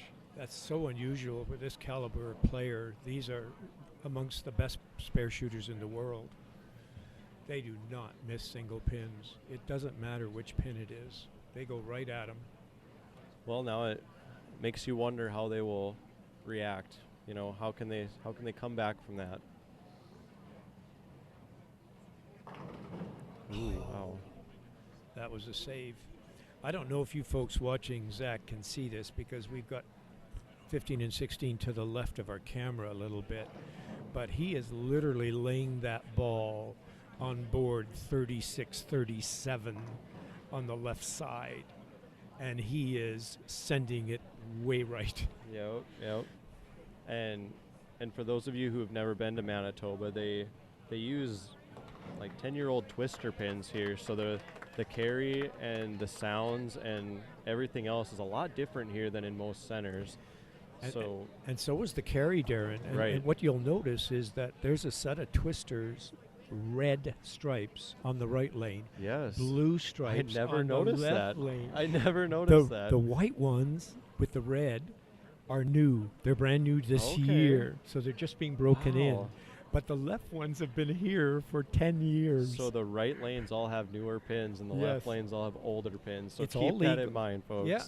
And by the rules of ABC, they're all within tolerance, within the single lane. Right. All 22 pins. As long as that is adhered to, this is legal. Wow. So even I learned something on NDBowlTV today, folks. And the crowd is behind Mike here after that strike. And so the situation is Zach's got a 76 in this 5th frame with a 9 spare in the 6th. Mike just striked in the 6th with a 65 in the 5th. So a double here will close that gap a little bit. And this is his good lane, Darren. It is, yep. Yep. If he can post a good shot, he should be able to get the double. And you got to think, you know, if anybody can bounce back from a open single pin miss like that, it's Mike. So let's see how he does on this left lane. So I hope he's made an adjustment here, because the last pin is an indication of a strong finish, and maybe too strong. Good post on that shot, but it hooked up early on him. Yeah, and that's usually what happens when you see a 9-pin. When you see a 9-pin, it could have been a 4-9. If you see an 8-pin, that's as packed in as it can get. Usually you need to make a very small adjustment the next time you come back, or you're going to leave a 4-9. To get a little more entry angle. Exactly.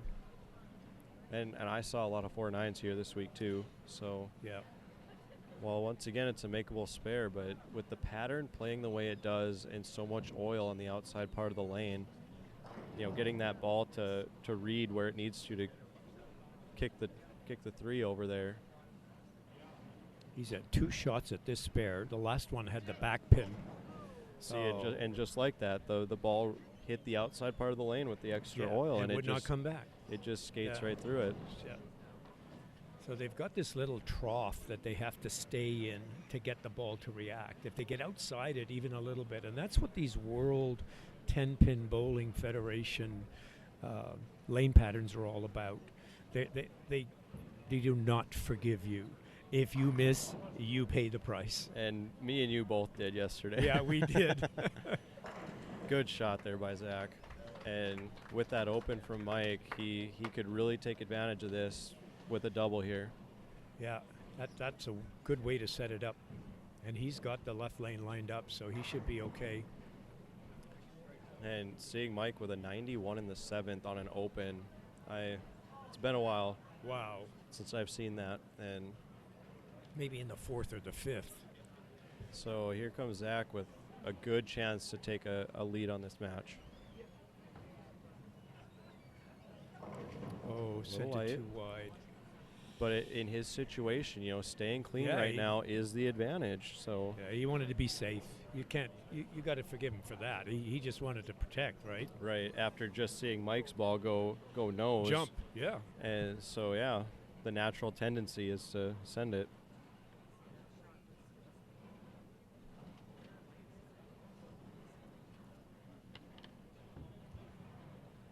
Okay. Oh, and he misses the single pin.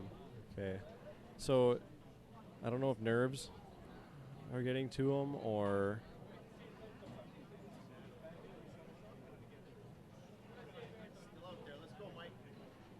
well, Zach now has a 124 in the 8th after opening. Mike, if he strikes, puts 3 together here, he could cut this lead down to 3. He's got 91 in the 7th. He's got a double here to have a chance.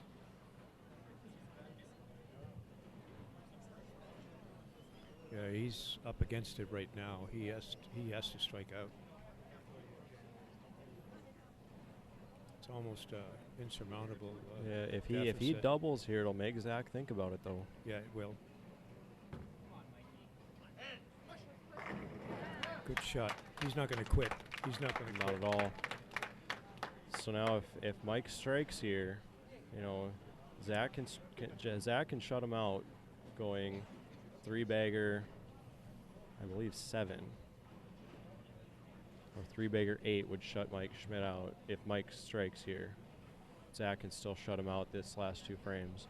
If you guys missed this tournament and you're close to Thunder Bay in April, 11th and 12th, the Northern Ontario Open is actually going to be happening. So keep that date in mind. April 11th and 12th. Wow. Mario's Bowl. And if anybody in Thunder Bay does have a poster that would like me to post it on NDBowling.com, please feel free to contact me. My contact information is on NDBowling.com. Mike Schmidt up in the 9th frame working on a strike. He's got a strike here. It's a must strike. Uh-oh. He got it. Good for him. Trip 4, and intense. he's fired up. So now here's a situation. Zach is up now in the 9th frame on the right lane. If he strikes out, he shuts out Mike Schmidt. He needs 3 strikes and 8 pins to shut out Mike Schmidt.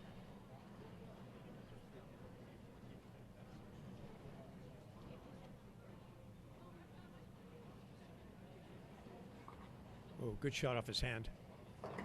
Oh, just a Leaves tad 4, high. so the door is open, and Absolutely. I think you and I can both agree that if you're going to beat a defending champion, you got to beat him while he's down. You got to take advantage of the openings that he gives you, and Yeah. you know. Okay, looks like he covers up that single pin. Yeah. So now he can max out in 174. Looks like. He's going to be thinking on this shot because the last shot he threw in 15, he wanted to be sure he didn't come up. Right. And he really shot it right, and it just almost didn't make it. So I'm wondering what's going on in his head for this shot right now. Right, and missing left is you pay for it here on big this time. pattern. So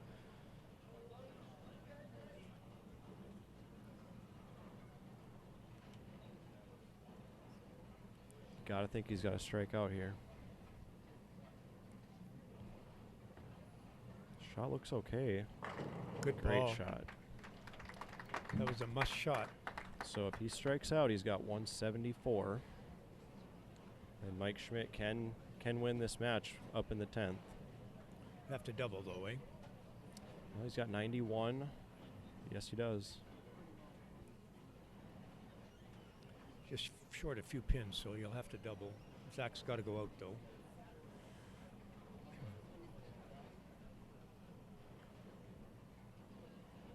And Mike will be up on his good lane. He will, yes. Good looking ball. And it just sailed on him. I wonder Just if a he, hair right again. like right when you thought the ball was going to read, it just sailed a Yeah. little. To me, it looked like he just threw it a little faster because it was a hair high on the shot before. So Mhm. it makes you second guess a little bit about how you want to throw it, eh? Yep, and Zach will finish out with a 164, and I think if he loses this match, he's going to be thinking back on what could have been or what should have been with the single pin misses and the opportunity that he had in this game. So Mike has got to strike. He has to strike. 91 in the 7th, working on 2 strikes up in the 10th to win the match. He needs the first one, or he can't win.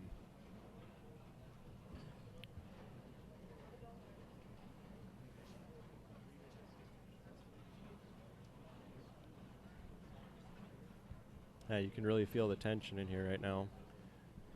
Yeah, this is our hero. Yeah, He's our best bowler. there's a lot of people in here watching today, so let's see what he can do. Must see TV, folks.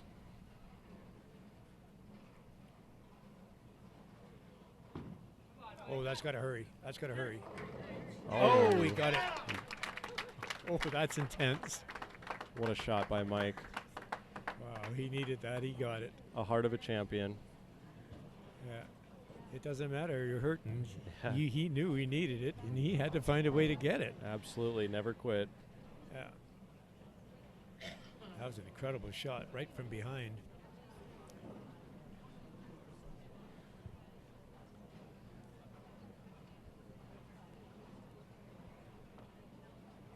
Just needs to stay clean.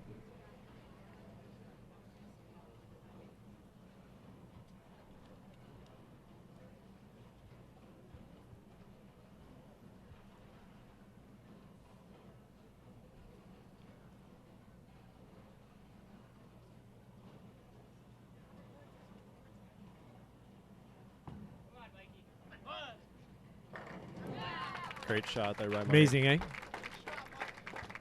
He's good. He is good. There's a reason he's two-time World Cup champion. You know, a lot of bowlers after missing an 8-pin and having 91 in the 7th frame, a lot of bowlers would go a different direction, and they would. They'd be done. Shows a lot of resolve for Mike there, especially with the back issues going on. So a strike here, he'll have 181. It appears he'll advance to face Nick Hileman on 17 and 18. That'll be an interesting match because Hileman's playing on the outside and Mike's playing on the inside. Right. So Hileman had a hell of a game on that right lane period, but had a big game in his match play game. Well, the first match is in the books, folks, and Mike advances it. A back and forth match, a lot of single pin misses, not anything you would expect. Yeah, that was a great comeback. I know Zach is very, very disappointed because when you think about the 2 single pins that he blew by, I mean, that was his match to win and to lose. Absolutely. So, while we're in between matches here, for all you watching, please share a link on Facebook, on Twitter. Let everyone know we've got exciting matches coming up. We've got Michael Schmidt and Nick Hileman, and we'll adjust our camera here to the featured pair to the right, and that match will be underway here shortly.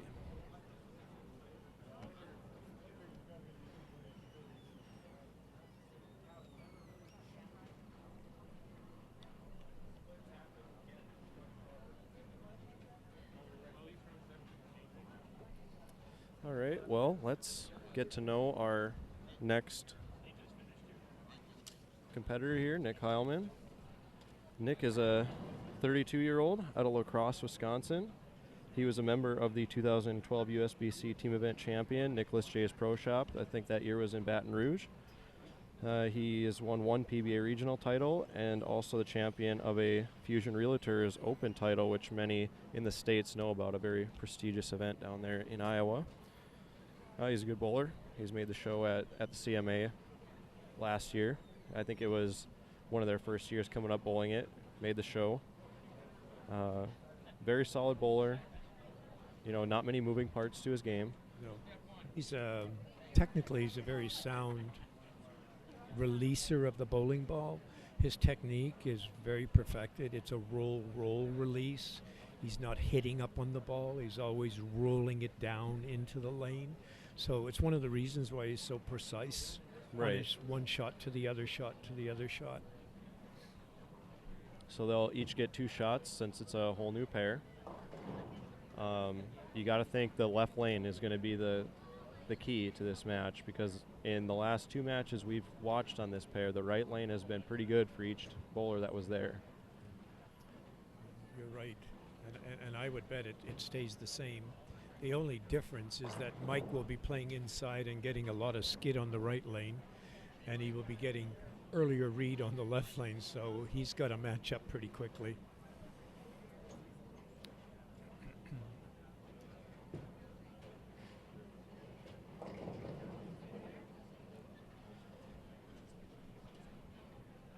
And once again, the winner of this match will move on to face number 2 seed Matt Smallen back on 15 and 16.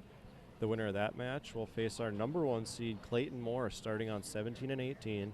And Clayton Moore must be defeated twice in order for a competitor to win this event other than Clayton Moore. So a good advantage to be the number 1 seed here. no question. He's made an adjustment on his second practice shot here for the right lane. The first one skidded right on him and had no ball reaction. And that one had too much ball reaction. So that right lane may be a problem for him because he's shooting on the inside part of the lane. Technically, both these players have 2 practice shots on each lane. And most of us coaches that coach anywhere in the world, we realize when you get to a new pair, you need at least 4 frames to line up. Well, these practice shots are their 4 frames. When these practice shots are done, they should be lined up. And our last telecast that we had up in Minot at the 10-game marathon, we were talking about how, you know, when in qualifying you move lanes after each game, and in this particular Stepladder you move lanes. And, you know, some of the good bowlers, it's how many frames they waste to get lined up. And, you know, there were times where yesterday it took me to like the 4th, 5th frame, and then, you know, I strung some together, but it was too late. Too late. You know, you're shooting for a max 220 at that point. And the bowlers that, you know, they can figure it out just by watching the first guy bowl and learning a bunch. So if you can eliminate the wasted frames, I think it's a big advantage in your game. Yeah, there's no question, and that way you get to score sooner rather than finding that you have to take more and more frames to get it lined up. Absolutely. So it's just a matter of trying to take advantage of the lineup part as quick as possible for your game. So what's that? And just one point, for you bowlers out there that maybe aren't quite scratch bowlers yet, one of the things you have to accept is that you don't always throw a bad ball. Even at your level, you could be a 180 average or a 185. And this is a rule we use internationally.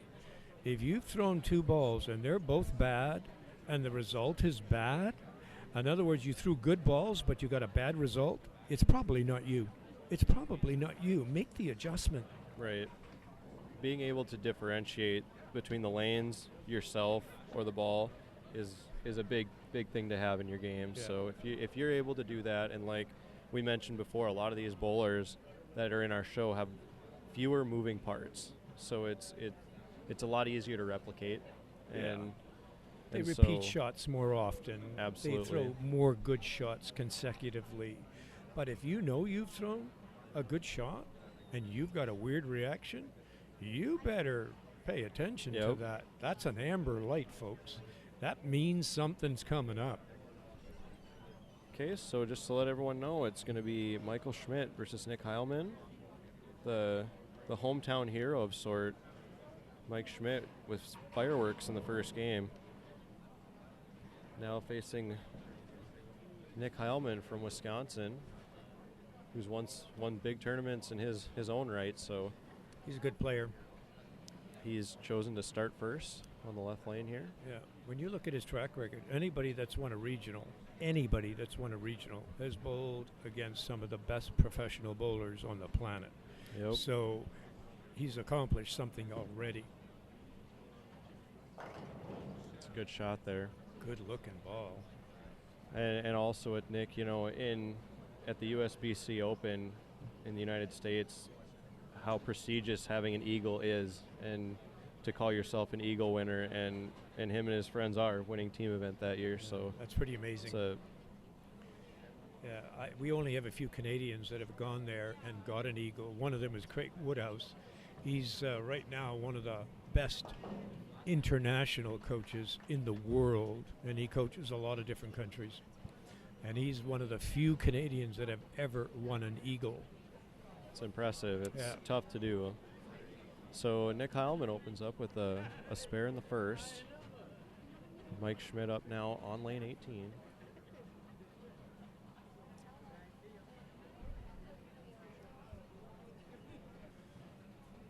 I think he's changed the ball. I think Mike has changed the ball. Yep. Yeah, he had nothing in his practice.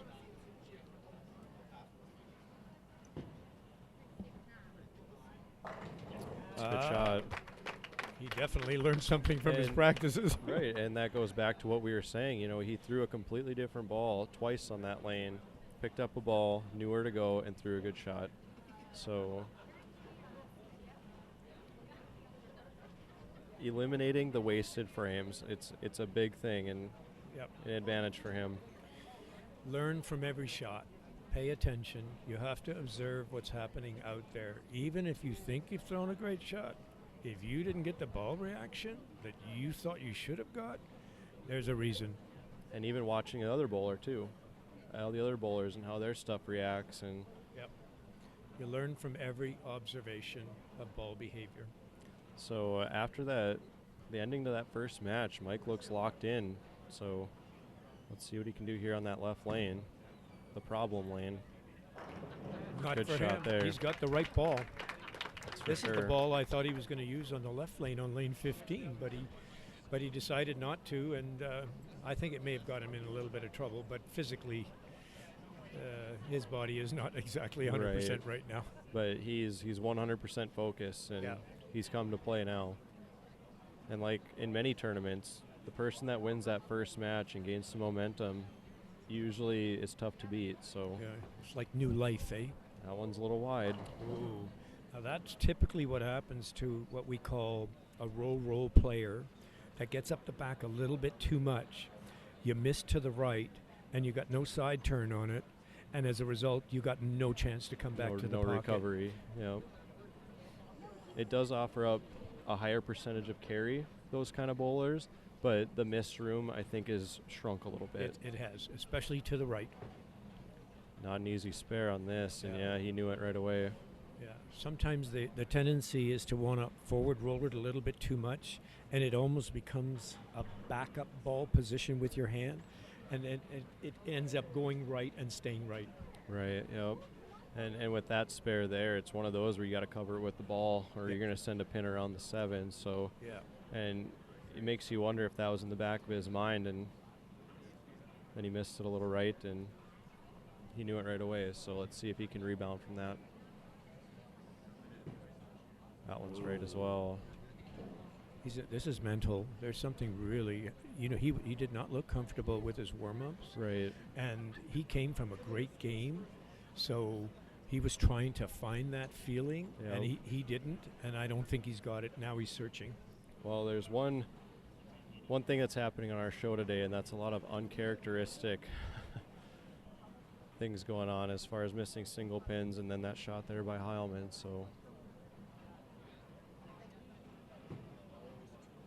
He's in big trouble. Yeah, Yeah. he's battling his mechanics, his mind. Yeah, I Let's- think he's moved his feet a little bit too much left, and maybe he thought he had to when he did his warm-ups because it looked like everything was hooking up a little early. yeah, But I think what happened was he was sitting and waiting for Yeah. this match, and I think he lost some of his ball speed.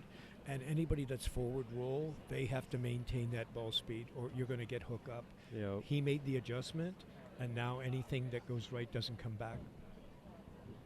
especially with the amount of oil that's on the right side of the lane. Like past 10 board is a lot. Oh, so absolutely. And he's playing outside of that. Yep. He's trying to go down 5. so here's Mike now working on a double with could take a commanding lead in the match. That's inside. Yeah, that was inside. Well, he stayed out of trouble there. And now it makes you wonder, is he going to try to hook at this one like he did the 8-pin? I'd be surprised if he did, but I think your point that you made, Darren, about when you throw a straight ball, it hurts a little more because the position of release is a little bit Yep. different. So Well, he picked up the spare ball here, so yeah. it looks like he's going straight at it. He doesn't that- want to repeat of that last one. So no, this is his normal strategy. Straight ball at everything. let's see how he acts after he throws it, if it affects him at all. Oh, Yep. it did. Yep, he fell out of It that one. did. And He got away with it, but I'll tell you, he is gritting his teeth right now. That hurt. Yep. And I can recall in the PBA Tour, Tommy Jones had hip and sciatic nerve issues, and it really hurt him when he was throwing at corner pins, straight ball. So Yep. it reminds me a lot of that. You just simply post the shot a little bit different. because you're trying to make it go straight. Yeah, and compensating for the pain, and a lot of things moving parts can be different. So now he's up here in the 4th.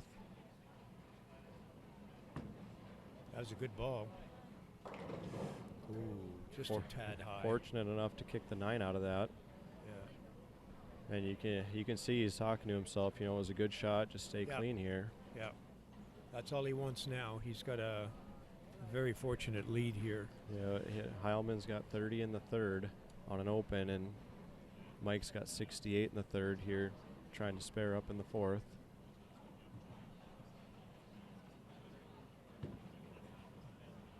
And once again, it's painful to throw that spare ball straight. Yeah.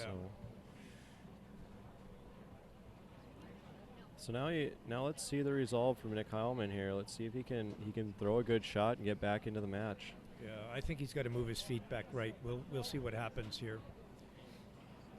He looks a hair tighter, but that's better. Yep. That's definitely better. So I think he became aware of it. He realized what he did. And I think he feels good about that pocket hit there, and he can build off of that.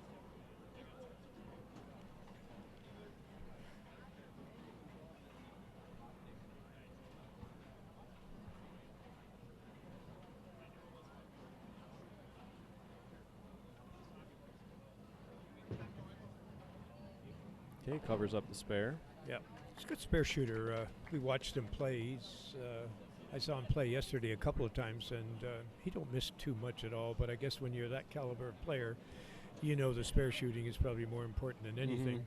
And all the bowlers that have made the show, regardless of what we've already seen on our show here today, they are very good spare shooters, and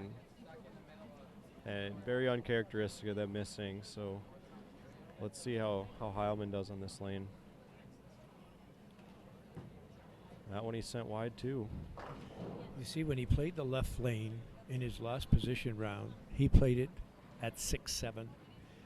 This is skating right and going down 3. He's got no recovery. His angle is wrong on this left lane. He always played it a little bit left of the right lane. And the lanes, the characteristics of the lanes over the weekend were if you did miss right far enough past 7 board, forget it. Yeah, it wasn't coming back. So and fortunate to get them all there. He's got 47 in the 4th, working on a spare in the 5th. He's got the good lane, and he does not have the bad lane. But until he starts to put some strikes together, you got to think Mike's thinking keep it clean right now. Yeah.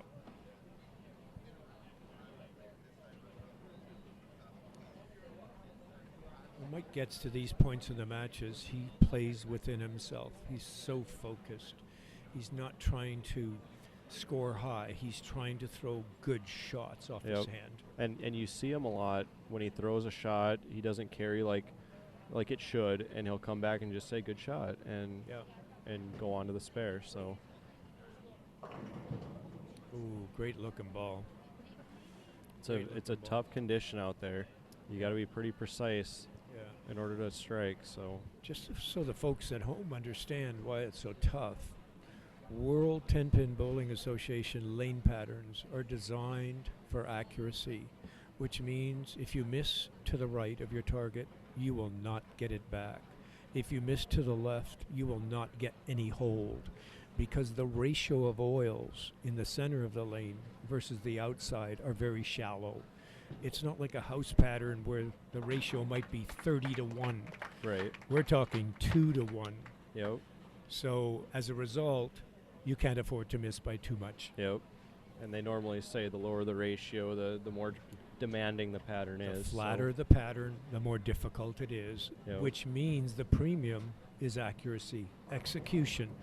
And that means the better players are always going to beat you, almost always, because they repeat the shots more often. And that showed here at this tournament. You know, the better bowlers definitely are in our show here today. So Mike Schmidt now up in the 6th frame on 17. He's got 87 in the 4th, working on a spare. Something caught him. Yep. Don't go unless it's right. You noticed, if you were watching there, how difficult it was for him to get his thumb out. He has a very tight thumb because he likes to lower the track. So that's part of one of his releases. He has an A release, a B release, a C release. And this is what he's playing with. So he's keeping the track low so he can get down the lane and get the reaction at the other end. He gets through that mid-lane stuff. Right. That's reading early. Yep. So attempt number 2. Ooh. Looks like he That was a seam stick, I think. Yeah, I think he's stuck there. Yeah. And here in Winnipeg at Chateau lanes, the seam of the panel on the approach runs parallel with the edge of the gutter, where a lot of centers I bowled at, they're on like past the gutter cap. Yeah. And I know just from experience that I slid a couple times on the seam, and you either slide all the way through it or you stop right away. And it grabs, exactly, especially when your heel hits it. It just twists your foot, right, and your body. But you got to remember, this is an older center with older synthetic panels. And so the new panels that they make today and install, that seam is nowhere near. Oh my. I am so sorry, Darren.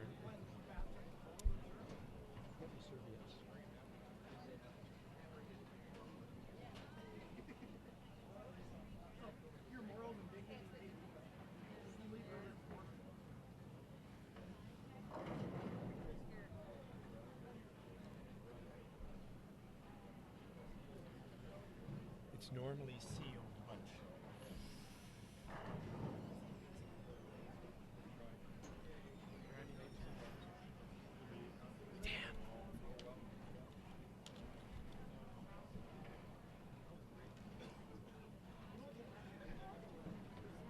Okay, so Nick Hileman here picks up the spare.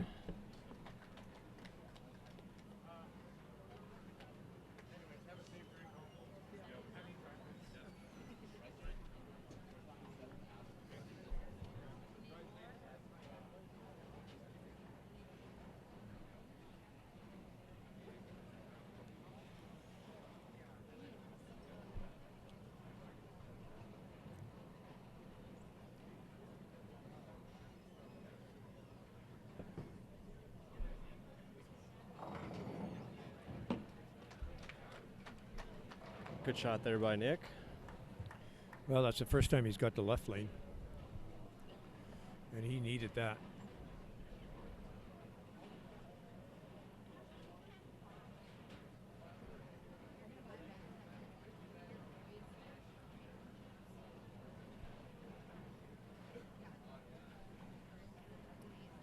That's a sealed membrane, but we have to turn that upside down the first chance.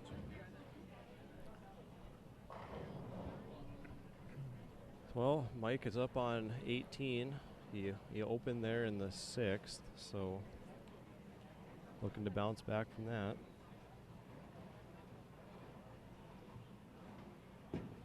Good looking ball. I just reacted a little late for him. Yeah, it was a little bit right of his other trajectory. I think he didn't want it to come up high, so he just projected a little bit more.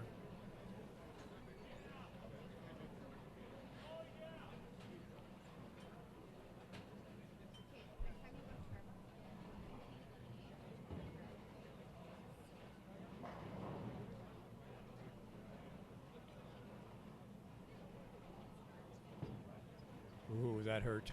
Yep, Good spare. but grinding through it. Well, a slight opening here for Nick. He's got a strike in the 7th. He's got 86 in the 6th.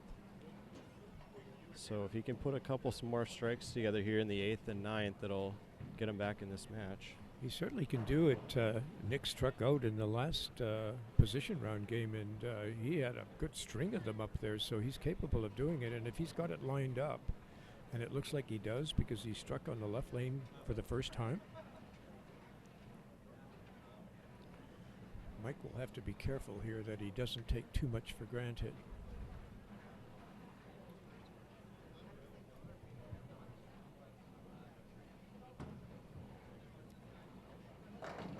was shot a great there. shot. Very intense. Tell he wanted that one. It looked like he intentionally played that shot a little more left, like he moved his feet and his line left to get away from the seam.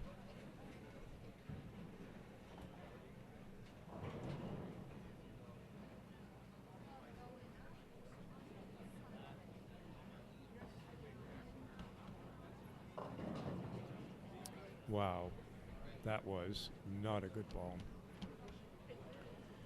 It's getting a little discouraging for Nick, I think, and that's part of the problem.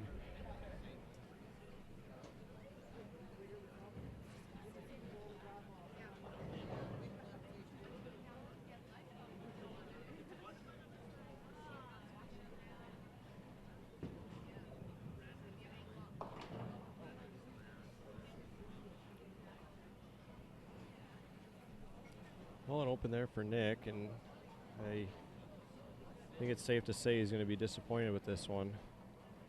Yeah, he really is, and he's fairly discouraged, of course. It's funny how things work out.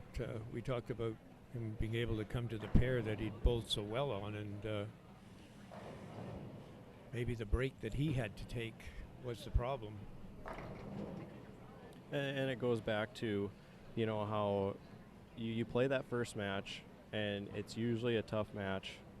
And if you can get past that one, create a little momentum, and, you know, in a normal sense, when you stay on the same pair, you can really get going. That fourth or fifth seed can really get going. And by switching lanes, it doesn't have as much of an advantage, but having the momentum is a big part. Oh, huge difference, because there's no stoppage, there's no cool down. You're just continuing playing consecutive games.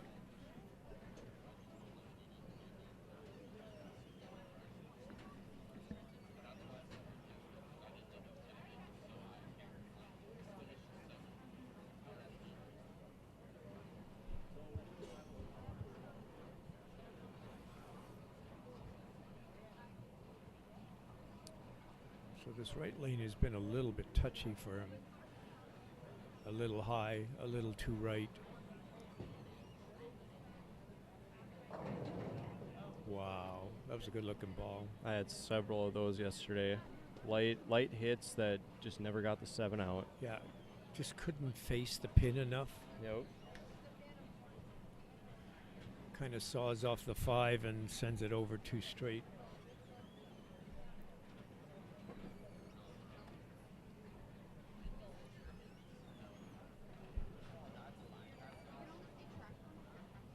Once again, throwing that spare ball here.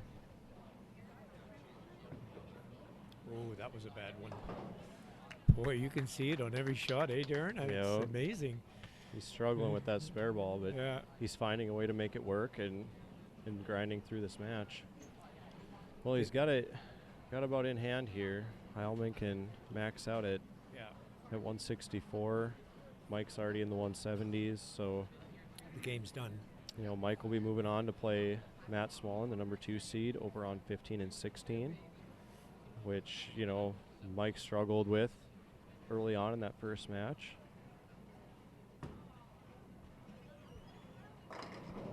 He looks pretty comfortable here on this pair. He really does. Actually, that's good, because he's got to come back. Right, if he wins that match. Yeah, if he gets through that next match, he's got to come back here, so he's learned a lot. I'd like to see if he's going to take this ball and play it on that other pair, because he did not have a good game on that pair. Right, yeah. Especially the left lane. Yeah.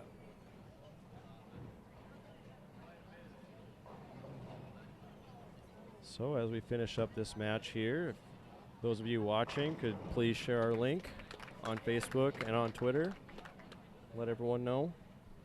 We have an exciting couple matches here coming up, and once again, our tournament leader is Clayton Moore, and he must be beaten twice. Mike Schmidt will advance with a victory over Nick Hileman here. He'll face the number 2 seed, Matt Smallen, out of North Dakota. If you're watching, let us know. And if there's someone you favor, let us know. See if your favorite will win. Yep. Let's see who we have a pro Mike Schmidt crowd or a pro Matt Smallen crowd, and we're on NDBowling.com, so I'm gonna take a wild guess that that Matt might have a following here watching today. So Yeah.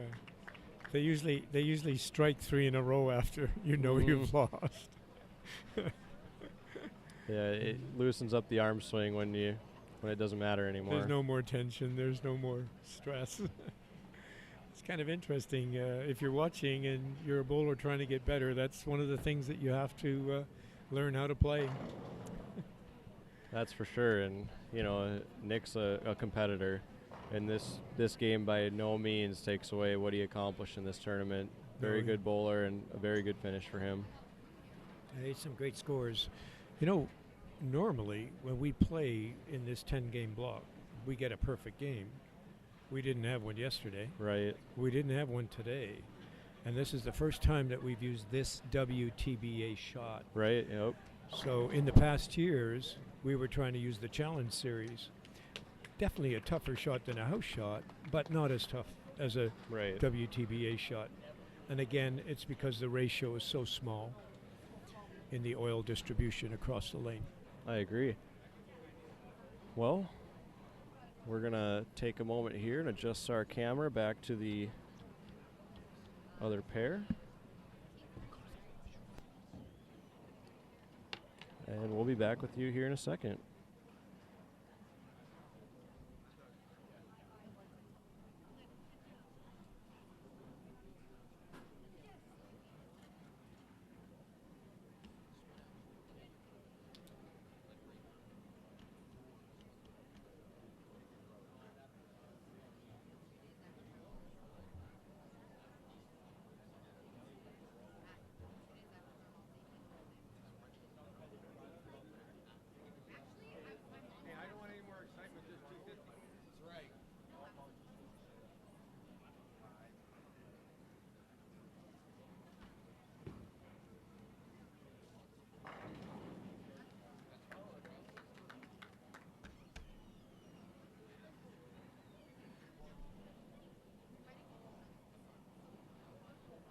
And for those of you who want to see the final standings today before our Stepladder finals, you can go on to chateaulanes.ca, click on Manitoba Open.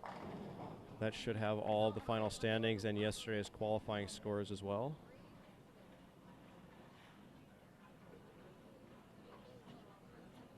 And for all you NDBowling.com fans out there, you can visit NDBowling.com and click on the store. We have merchandise for anybody who would like to order. Just give me a shout, email me, let me know what you want. We can get that ordered for you. We have jerseys, strike sleeves, shoe bags, towels, everything. And NDBowlTV will be live again next Sunday from Minot at the Morris Anderson Memorial Shootout, 12th annual. And then the following weekend at the NDBowling.com Classic in Fargo. So a busy month here at NDBowlTV.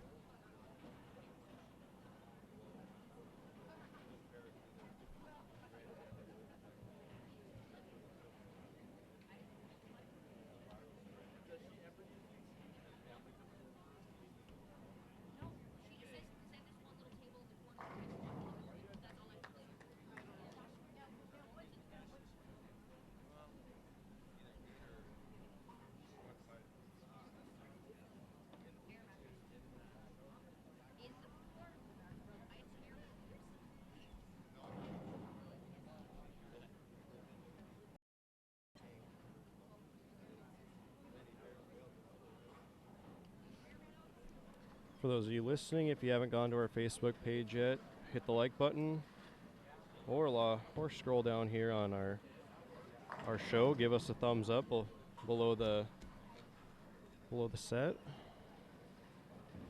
Looks like we have 84 people on watching right now, which is pretty good for us. Hit the thumbs up below that. Let us know you like our show.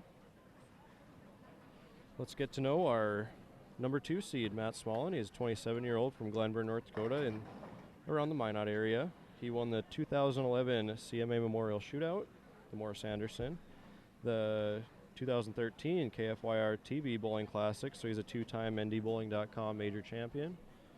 He won the Scratch Tournament in Aberdeen in 2013 as well. He's got 25 300s and 7 800s.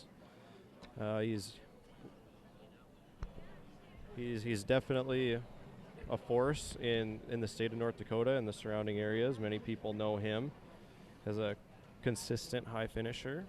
And, you know, the story comes down to this.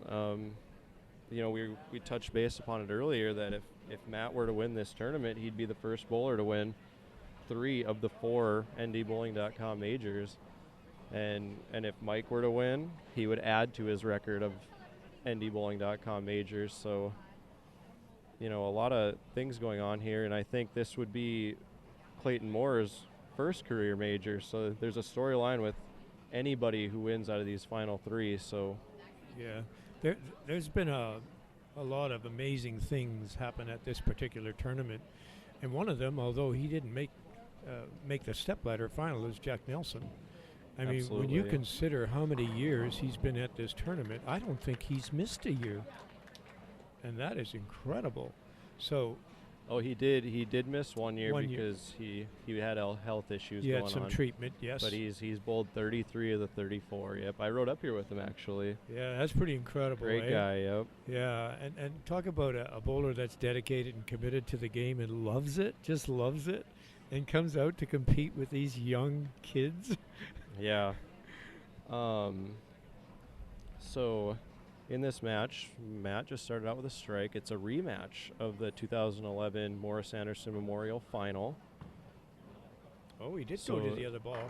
Yep, there he didn't in the warm-ups. He used the first ball, but he changed. He did the same thing on 17 and 18. Absolutely. He threw the other ball, and then when scores turned on, he threw a different one. So Mike up now in the second frame on 15. So the left lane, he's staying with the other ball. That's interesting. Yeah, because I think he had 3 opens on that pair, or that did. lane. That left lane, yeah. Interesting move.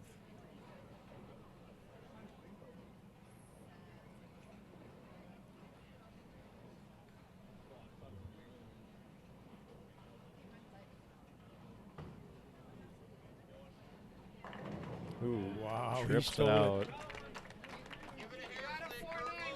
That was pretty amazing. Get some grief from the crowd. Of course, carried a 4-9. When you get the chance to watch Mike come up next time, I'm going to point out how free his swing is, and I'm going to tell you why it is. So get queued up on that when he comes up again.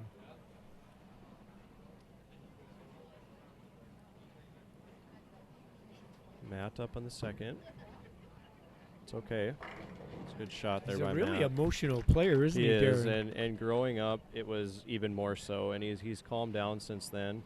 And one thing I would like to touch on is at the beginning of December, Matt actually broke his middle finger, and he was not able to bowl for the past month, and just had to be like a week and a half ago he was able to start bowling again. And anyone from the Minot area will know that I think Matt is at the bowling alley 6 out of 7 days a week.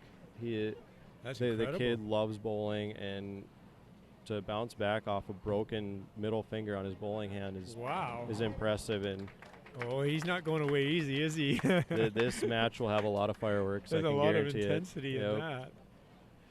These guys are very passionate about bowling, and I think they're like the same person, and they both want it just as bad. And I talked to Matt, and he said out of all the 4 majors, he really wants to win this one.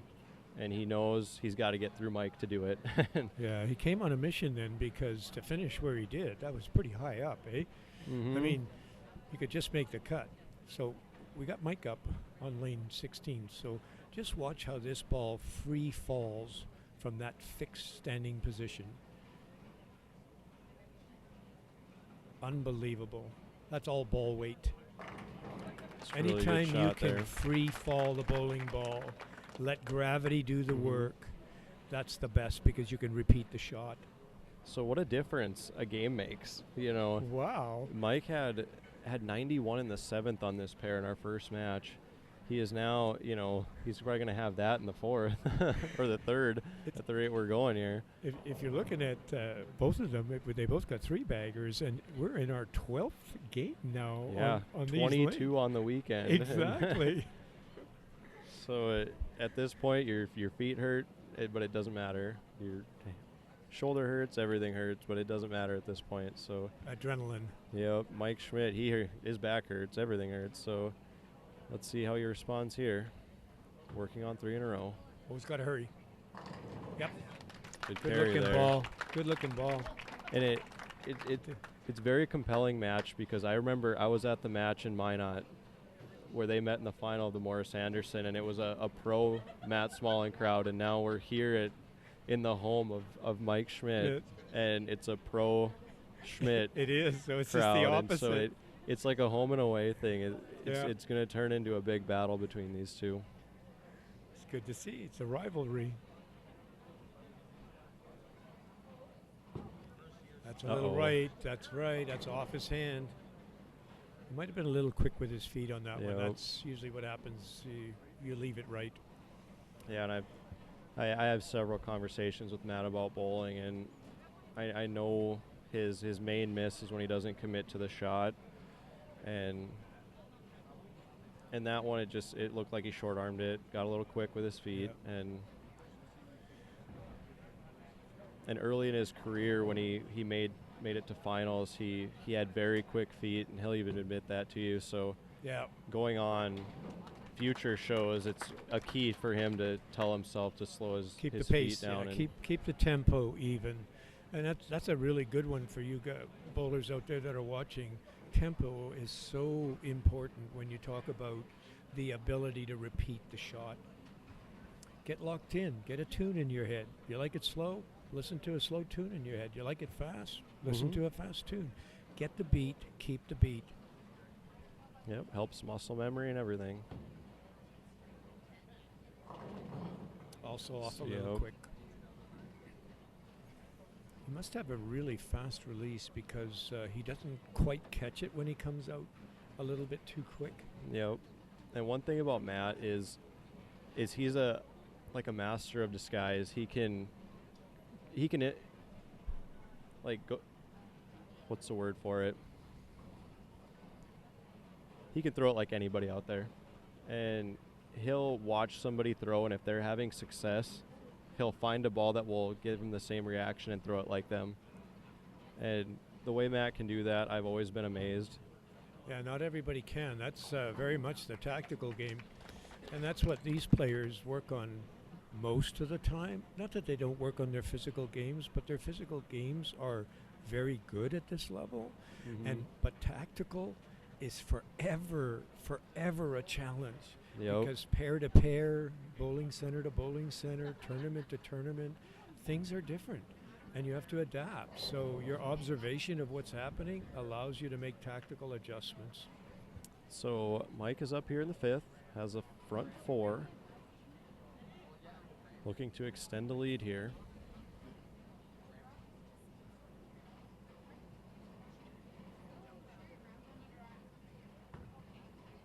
That one looks in. Yeah. Yep. He might have crossed over a bit too much trying to get in front of that ball return there. Yep. Step too far. Yeah. But he's playing pretty left, so it's part of what he has to do to get Right. it.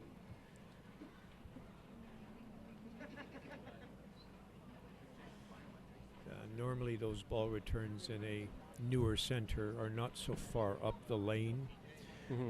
What these people did in 95, they had a fire, and the insurance paid for the whole entire refurbishing of the center. And one of the choices they made was to take that ball rack and move it up so it wasn't in the bowling area. Okay. They wanted a little more room in the bowling settee area. And as a result, it's one of the closest up front ball returns that you'll ever see. So when you try to play it in front of it, your steps are so short that you can hardly generate ball speed. So Mike chooses to kind of walk in front of it. Right, yep. So he's up here on lane 15, working on the spare. Got to hurry. Fell out of that one a little bit. Yeah, he got caught there, boy. He must have been right on the seam for that one because that hurt. Well, wow. It's so not now- over. So now Matt's got 96 in the 4th, working on a spare in the 5th. Mike has 124 in the 5th, trying to spare up here. A difficult spare, but makeable. And this is the shot that hurts, this spare shot, because of the way he has to deliver it. But I've seen Mike make a ton of these shots. Mm-hmm. He is very good at it. So Very accurate player.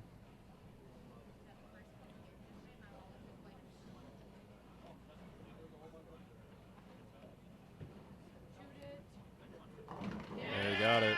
amazing. Good shot Just there. incredible. As much as he was hurt on that first shot, Darren, Right. he pulled that off. And it's, Wow. And it's one thing to make that spare, but in the situation, that's amazing. That was incredible. So now Wow, he Matt, dug deep on that one. so Matt's got to think he's got to put a couple strikes together here to put a little pressure on Mike. It's the ebb and flow here. Matt must have been thinking, wow, I got an opening. Yep. Bang. He doesn't.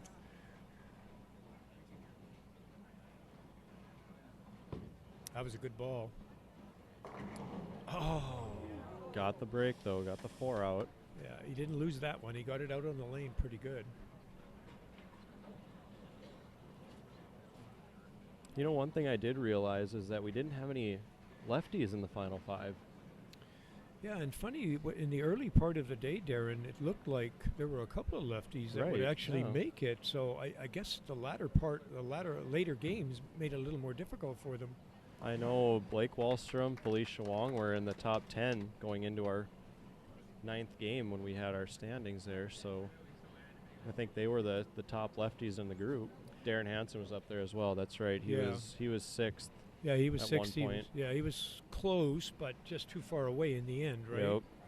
And the odd thing is that this center has produced a lot of left-hand bowlers that have won this tournament. Yep. Darren Hansen, Jeff Smith, Yeah. to name a few.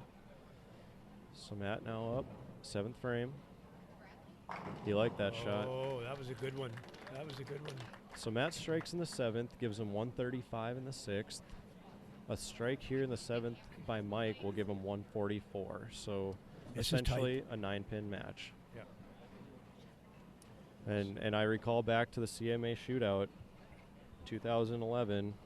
Matt got up in the 9th and 10th, needed 4 strikes to shut Mike out by 1. So I know that's fresh in Mike's mind. And He's got to take the initiative. right here, yep.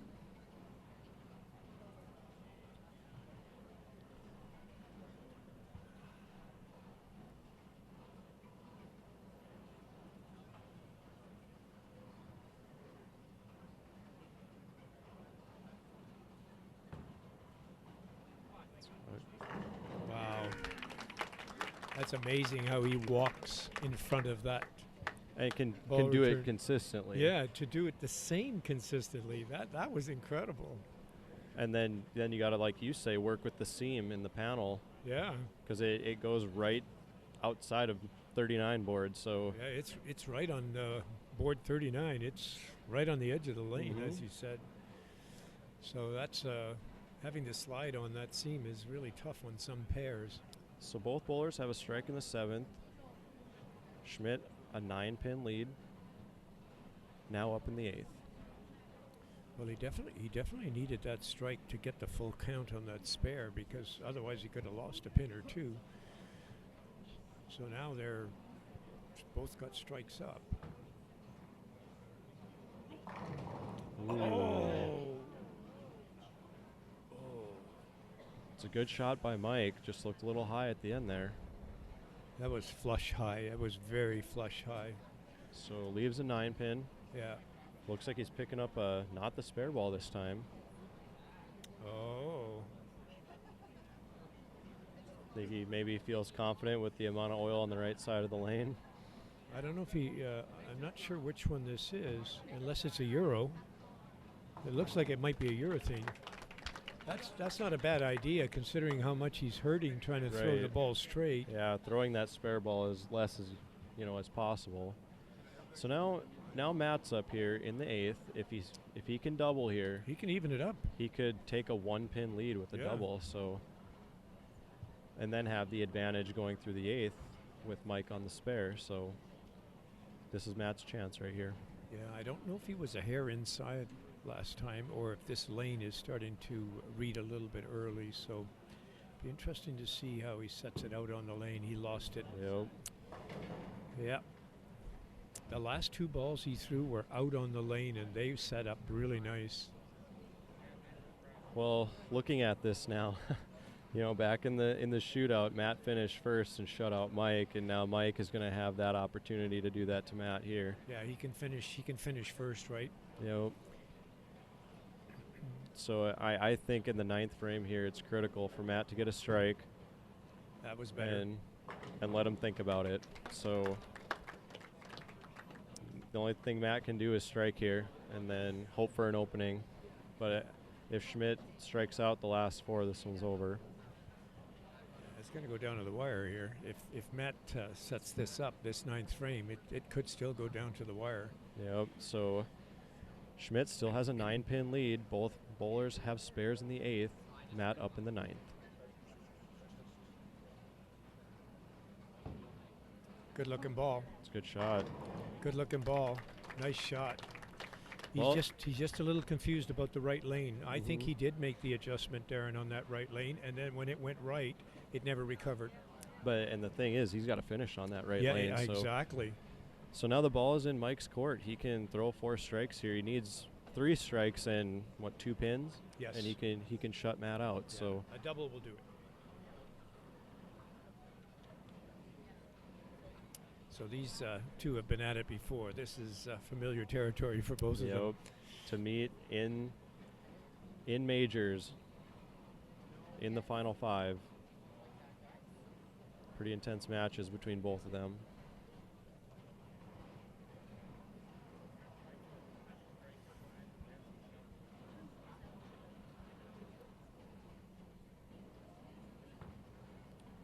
Hurry. Oh, that was a good shot by Mike. That was a good ball. That was a ringing 10. Now with the spare and strikes out for 233, Matt can strike out for 235. I'm more worried about Mike making this spare, Darren. That's true. He's because of this. There's the seam there. Yeah. And then he's throwing that spare ball. And he's back. And it's even different on a 10-pin as it is cross lane to the left. I agree, because there's more body angle involved. So first things first, cover up the spare. Got the seam. Yeah, he picked it. He got it. Yeah. Wow. He definitely got caught on the seam. Well, this is the situation now. Mike strikes out for 233. And Matt can strike out for 235. Wow. So it's going to come down to the last frame once again between these 2. It's amazing how it shapes up to go down to the last ball.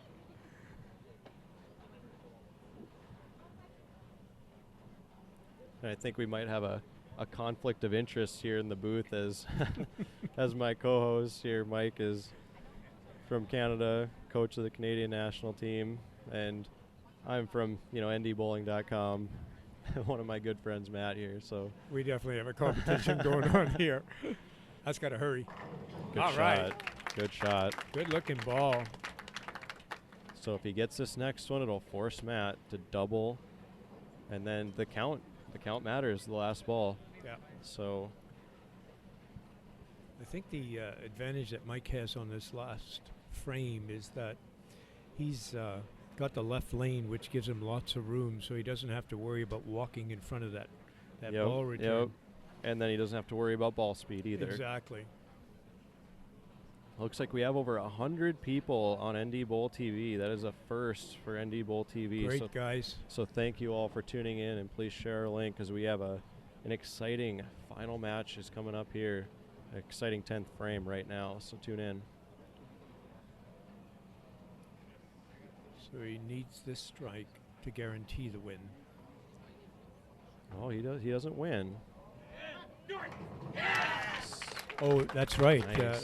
You're right. Yeah, Matt can go 235. Now that strike forces Matt to double in the 10th. Yeah, he has no choice. And now whatever Mike does here will force the count in the final ball for Matt. because a strike here gives Mike 233. Matt can strike out for 235. That was that 6 count in the 6th frame that did that to Mike. That's what took the pins away from him.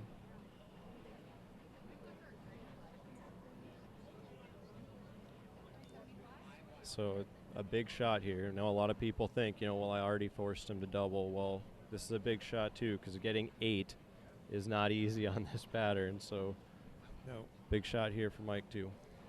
He's got to flush it just like the others. That's what he wants. He wants a strike. He's going to make a great ball. Yeah, and he knew it. Great shot there by Mike, and that sets the stage again where Matt could have the final 4 strikes to take down Mike Schmidt. So he's got to have double 9 to win. He's got to go double 9. Yeah. Yep. I'm not sure he can get the double. I mean, obviously, if he gets the first one, but the last 2 shots, he made an adjustment on his previous shot, and he sailed it right. Yeah, he's only struck, twice on this lane? Yeah, this right lane has really plagued him. He's got to commit to the shot.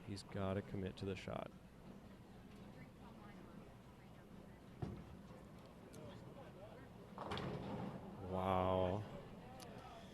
Well, that's a tough one. That's a tough way to go out. Yeah. I mean, I could see the 10 being there, but... Yeah, the miss right on that right lane just wouldn't let him get away with it. Well, Matt will finish in 3rd as he finishes out there. Great showing. 233 winner for Mike Schmidt as he keeps rolling on, and he will now take on our top seed, Clayton Moore, who has never won an NDBowling.com major, but he's been in contention in a lot of them.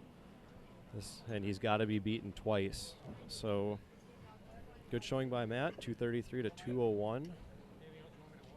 As Mike limps his way over to 17 and 18. Okay, and while we have a minute, let's get to know our number 1 seed, Clayton Moore. If I can find my sheet, there it is. Clayton's 35 years old, out of Alexandria, Minnesota. 2-time All-Star Classic champion in 05-06. I believe that's in the Fargo area. His 3rd Stepladder finals in 4 years in Winnipeg. So he's had many chances, and I think that he hasn't done it yet. This has got to be his best chance, because I don't know if he's been the top seed here yet. He's a 2011 Garden Center All Events and Singles champion. That's a big tournament they have there in Alexandria every year. 852 high series. He's got 7 800s and 22 300s. He does have a son, Eli, 1.5 years old, and his wife, Mindy, 7 years. So, and down in the States, Clayton's a contender in a lot of tournaments that I've bowled in, and a lot of tournaments, big tournaments as well. Finals. He's been on the live TV show that they have down in Bismarck at the KFYR. He's made the show at the CMA Memorial. And this is what they say, 3rd Stepladder in 4 years here. So definitely a contender. Pretty consistent. Especially when you talk about the field you're playing against every time and you still manage to do it.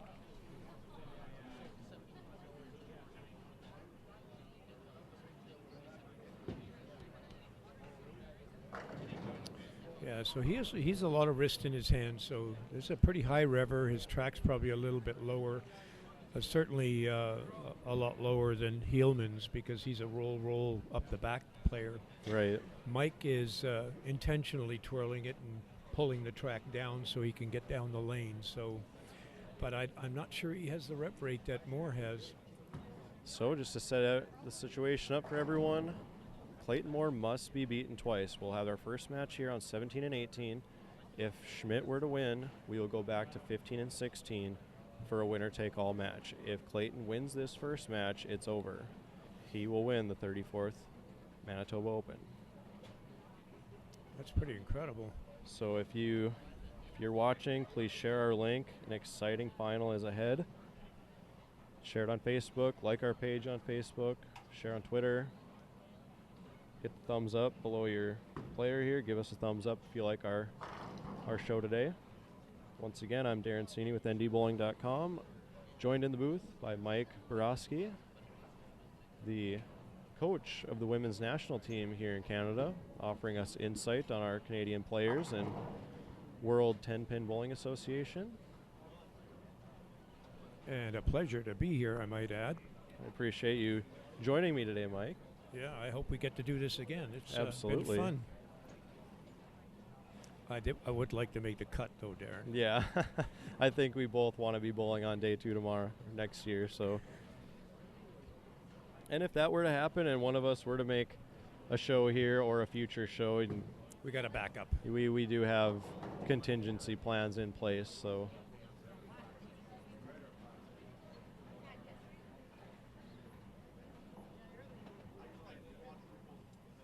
Mike Schmidt is vying for his 6th Manitoba Open title and 7th NDBowling.com major. Both would be records. He's already the record holder in both of those, so just add to the list. And Clayton Moore looking to become an NDBowling.com major winner. And what a place to start is in Manitoba, which arguably is one of the toughest to win. So Yeah, it's always proven to be quite the grind and the most challenging. And I think now that we've gone to the WTBA patterns, it will prove to be in the years ahead as tough. And immediately following the conclusion of the tournament, I'm going to have to kick Mike out of here, and we're going to have a word with our champion, if it's Mike or if it's Clayton. So you can look forward to that.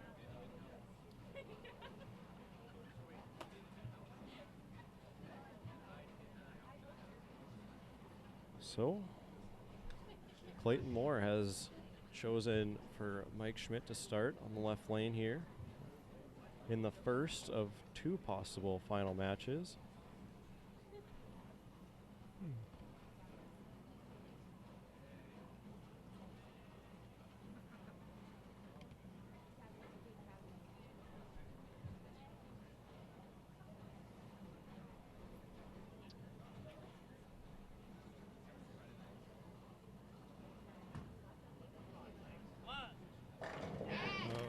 He Great looks shot. confident. He looks confident. Zoned in for sure. Yeah. I think the right lane's the only thing that can play a problem for him because of the seam. He's left of the seam here on the left lane because he's got so much room to walk left. And you know that's a point for him to make sure he slides left of that area of the approach. So now here's Clayton Moore, our number 1 seed. He was leading for the most of the latter half of the day.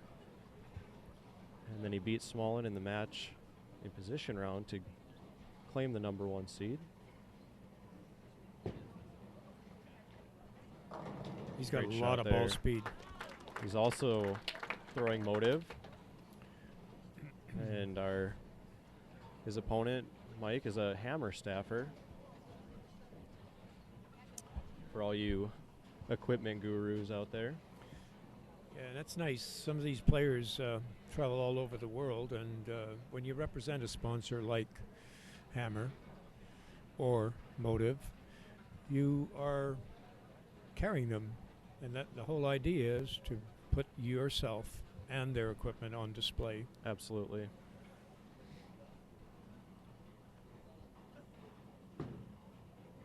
That looks inside, Got away with one there. Yeah, he really did. And he's throwing the new Motive Forza, and that's a very aggressive ball, even later this late in the day. Yeah, he's going to be all right with it on the right lane because there's a little more skid off the front on the right. But that left lane over there, as we said before, I think the mid lane is maybe reading up a little bit early. But he's got a lot of speed, so he can move. Now, one thing to bring up, since you brought it up to me earlier, is have you noticed that on both of our featured pairs here, the left lane has been the issue? Yeah, it has. And that's where your ever so famous older pins are. Yes. So It's interesting, eh? how that works, and for those of you just joining us, here in Winnipeg, they have the newer pins on every right lane in the pair and older pins on every left lane in the pair, and I didn't know that until my my broadcast partner Mike told me that. So good shot there by Mike. Good looking ball. And it makes you wonder how, when you see your opponent go up there, throw an errant shot, carry the Brooklyn, how do you respond to that? And Mike is so focused and just went up there, went about his business, took the re-rack, and did what he had to do. He's also taking a re-rack on the left. Yeah. Now, are you allowed so many in competition here? You are. Generally speaking, you're allowed one. Okay. And in this game, if another one occurs, he will have to speak to the tournament director. Okay. That is generally the rule. In international competition, you are never allowed to re-rack anything Really? without the tournament director giving you permission. Okay. Yep.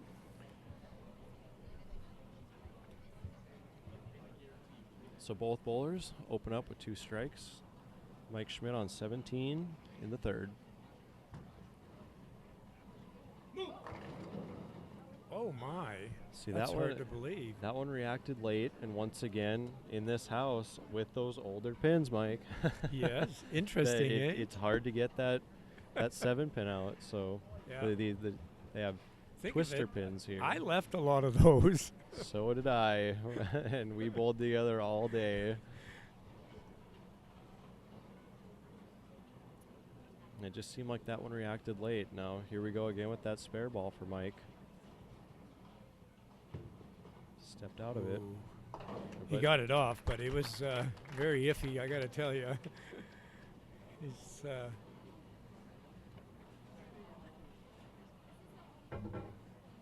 So this is the good lane for more. Yep. It's been a good lane for a lot of bowlers that we've seen. It's amazing how long this lane 18 has stood up. Right.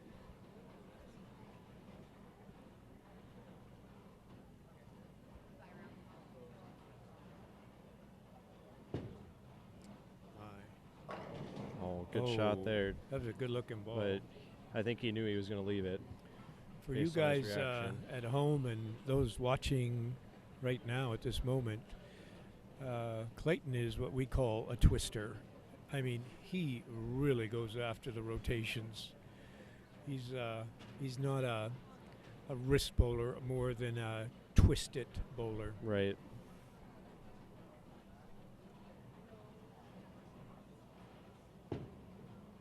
Okay, covers up the 10. And we're all even through 3 here. Yeah. Strike, spare for both bowlers. And again, for our audience, as much as these guys hook the ball, you will notice they always throw a straight ball at their spares. Almost always. Yeah, and when you don't, just ask Mike Schmidt. He missed it. Earlier in the show, he missed the 8-pin by hooking past it. So Clayton Moore now up on 17 in the 4th.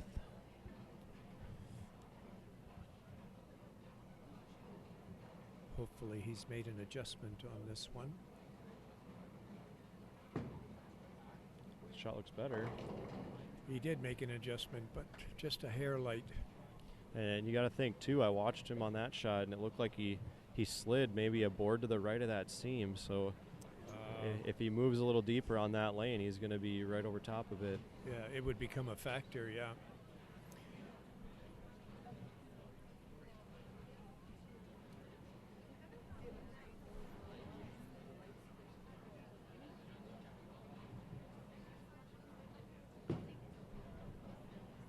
Covers up the spare. Good straight ball.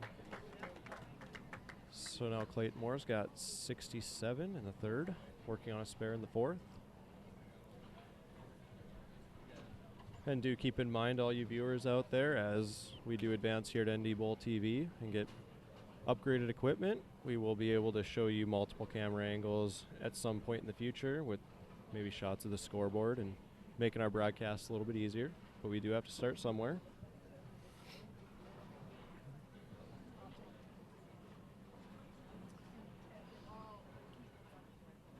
Once again, we are in the final match of the 34th annual Manitoba Open. Defending champion Mike Schmidt looking to win it for a record 6th time. Looks good. Oh, no catch. Just didn't seem like that ball faced up enough for him. No, not quite. So a 9 count there in the 4th gives him a 1-pin lead through 3 frames. And you got to think he's not happy about having to throw that spare ball. Yeah, no kidding. He's gritting his teeth. And for those of you who joined us a little later in our broadcast, in the position round, Mike seemed to tweak his back a little bit. He came limping off the approach, one of his final shots. And, you know, we talked to him before the show started. He said he was all right.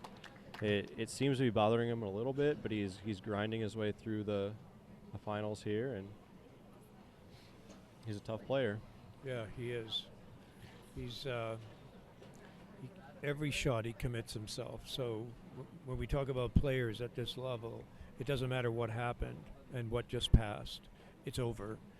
You refocus and you start all over on the next shot. And that's all Mike wants, is to make as good a shot as he can. Absolutely, and to be a two-time World Cup champion, you have to master that part of the game. So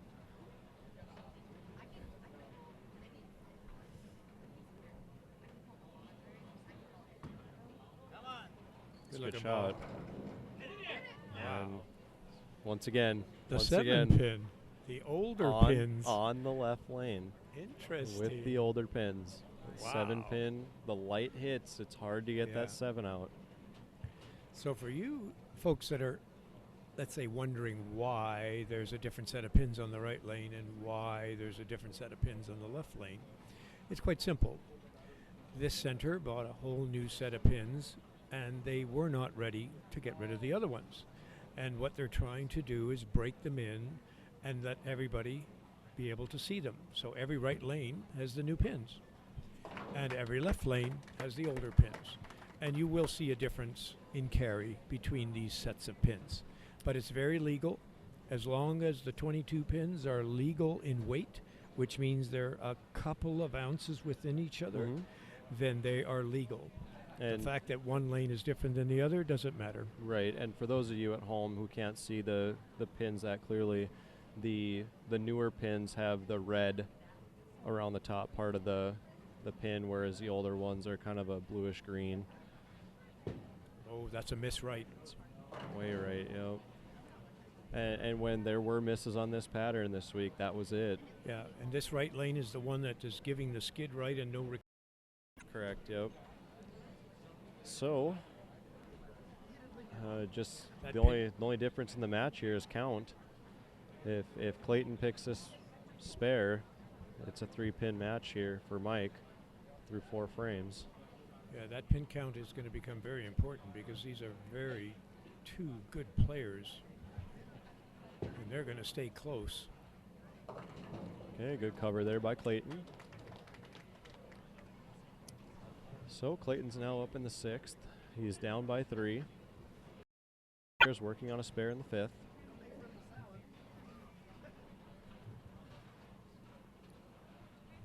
Well, hopefully he'll let that one go because this left lane is a challenge in itself. So trying to get it to go long enough in the trajectory that he wants to throw is very difficult on this left lane.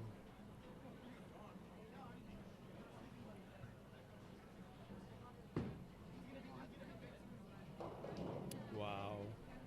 Pushed it too far. Yep. So now you got to think this is where the alternating of lanes could come into effect. You know, Clayton doesn't seem comfortable on either lane right now, but he could probably maybe even match up better on the other pair. So that's the advantage of being the number 1 seed here. You have that advantage by having to be beaten twice. So yeah, got a game at hand, right? I suspect he's going for this. Nice spare there by Clayton. And he didn't do that with a straight ball. He did that with a hook ball. So for hook ball players who know where the Brooklyn is, that's not a bad plan. That's a good strategy. If you know where the Brooklyn is on the pattern that you're playing, go for it.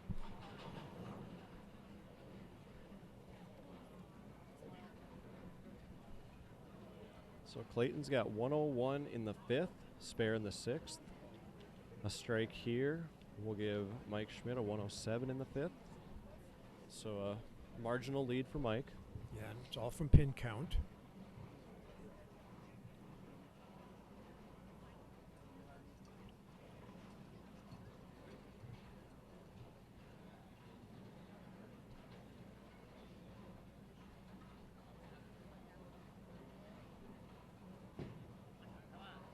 looks good. Oh, my. Carries out the 4-7. Great shot by Mike there. And now if he really wants to take advantage of that shot here, because a double will That would really help, boost that's him. for sure. It's very So- focused, very intense. a 6-pin match. Mike's got a strike in the 6th. Clayton's got a spare in the 6th. So a double here will take advantage of that strike. As long as I've known Mike, he's always gone after every shot. He's never, ever taken anything for granted. He's always gone after it as if he needed it. Mm-hmm. And Absolutely.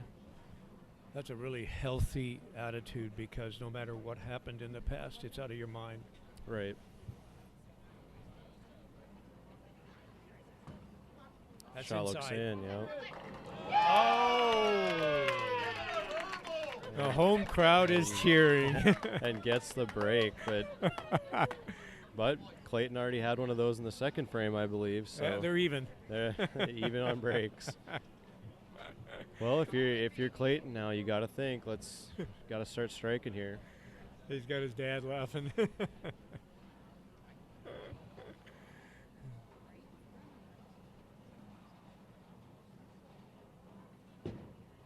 Good looking ball. That was a good looking ball. Good shot by Clayton. He put that right where he wanted to that time.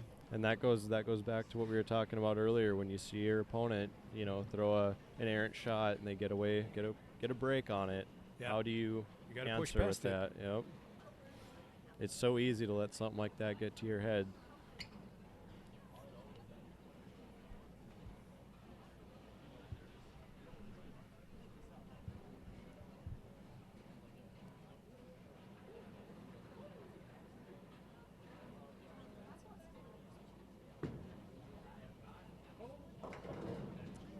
That one rolled up early on him. Yeah, he pushed the last one. The last shot he had on the left lane, he forced it right, but it didn't quite recover. So he didn't do it this time, but it came up. And that's the problem with that left lane. Just very difficult. It seems very difficult to get the right angle.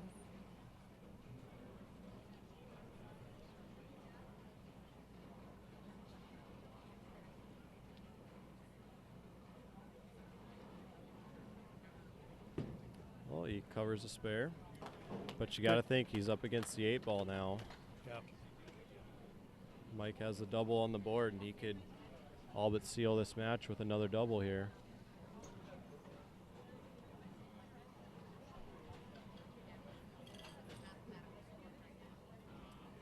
Clayton Moore's got 141 in the 7th, spare in the 8th. Mike's got a double after a 107 in the 5th. Excuse me. Yeah, this is a key shot for Mike, because it will definitely set up the game to put Clayton under the pressure. Likes that shot. Oh, he did. He liked it. So, Mike, we got a question here in our chat. Mm-hmm. One of our viewers would like to know why a guy like Mike Schmidt does not turn pro. Boy, that is one good question. Since he's one of our own, I can actually tell you that if the opportunity had come along soon enough for him, I think he would have taken it. But young fellow, potential possibility to have a pro shop and to be in your environment, right? Versus go out and travel every week and maybe have some backing, some initial backing, but no guarantees that he'd get a lot of it to keep him on the road long enough.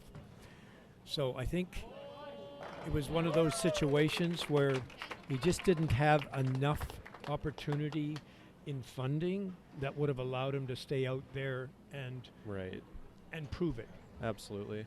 So it would have meant a tremendous amount of sacrifice on his part. Mhm. So he decided not to. And I know a lot of bowlers out there who are really good would prefer the, amateur competition. Who are we kidding? Nobody's an amateur. We're playing for money, Yes. But in sense, amateur compared to pros, a lot of people would like to stay in that sort of circuit and bowl tournaments. and still do all the other things you love, like in his case, own a pro shop and be in the center of everything related to Right. bowling. Yeah, you got to do what makes you happy in the Yeah, end. and it made him smarter. It made him better as a player too, because now he's got sponsorship with Hammer, so he gets bowling balls. Yep. That helps. He doesn't have to buy them, right? Yep. Well, if you ask me, it seems like we're going to be headed towards a second winner-take-all match here. Yeah, it's certainly looking that way for sure. Clayton Moore can max out at a 208, and Mike's already in the 190s without even throwing in the 10th yet. So, Yeah, I think Clayton's going to try another ball. yep. See what kind of reaction he gets. It could save him a few shots over on the other lane. The pair is unfortunately, two pairs are different enough that it may not help, but nothing wrong with trying it. It's a free ball.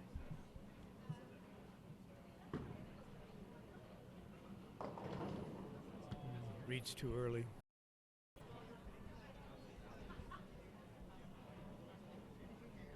The score doesn't matter. He's got another game at hand. Still an opportunity to win this championship. And remember, for Clayton, it would be his first.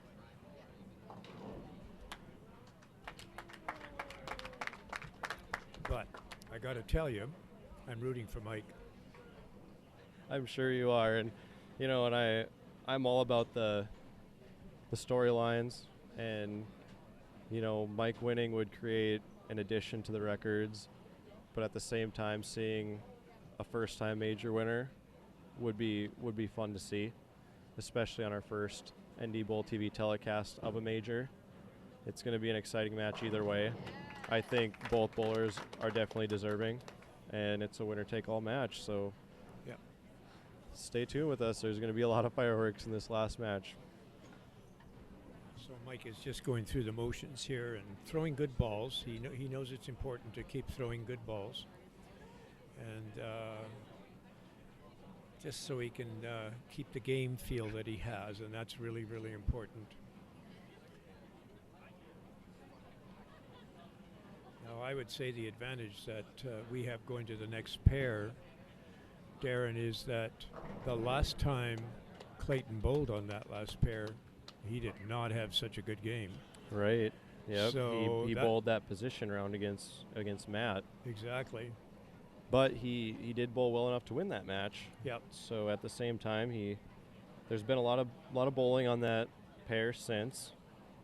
So we'll see how well he uses the two shots, but Mike Schmidt looks pretty locked in. He's closing in on a 250 here in this game. That's amazing. Compared to where he was in that first match. Wow.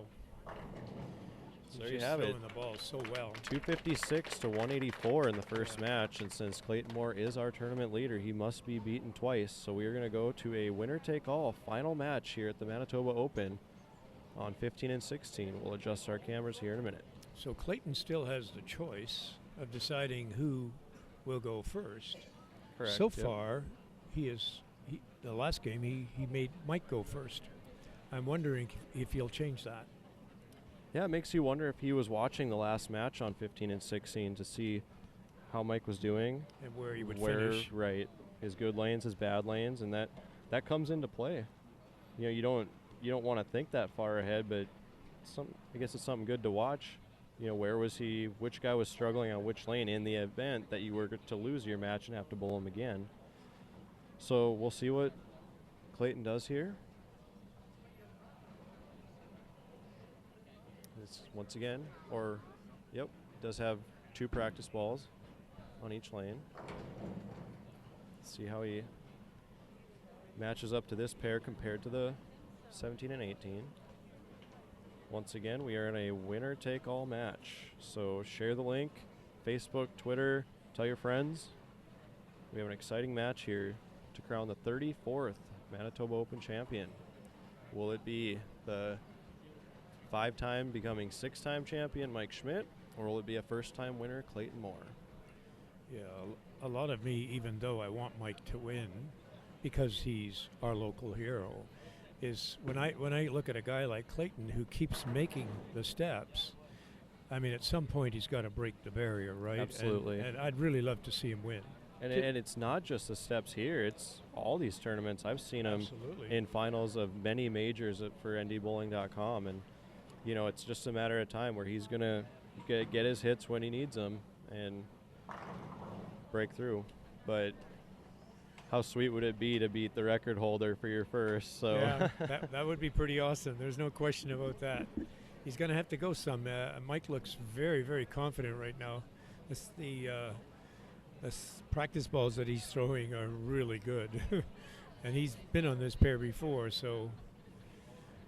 Once again, for those of you watching on YouTube, just scroll down and hit the thumbs up. Give us a like. Let us know that you like our show. And we will be back next Sunday from Minot, North Dakota at the Morris Anderson Memorial Shootout, another stacked field. Yeah. And there's been 11 different winners in that tournament. There's never been a repeat winner. So wow. As crazy as it is, there's been a different winner every year for 11 years. That's unheard of. So we'll see what happens next week. Another exciting one. So tune in about the same time. Just keep an eye on Twitter and on Facebook, and I'll update you as to when we'll start our show. I'm not sure who will be joining me, but it won't be Mike. So I do appreciate you joining me today. Thank you.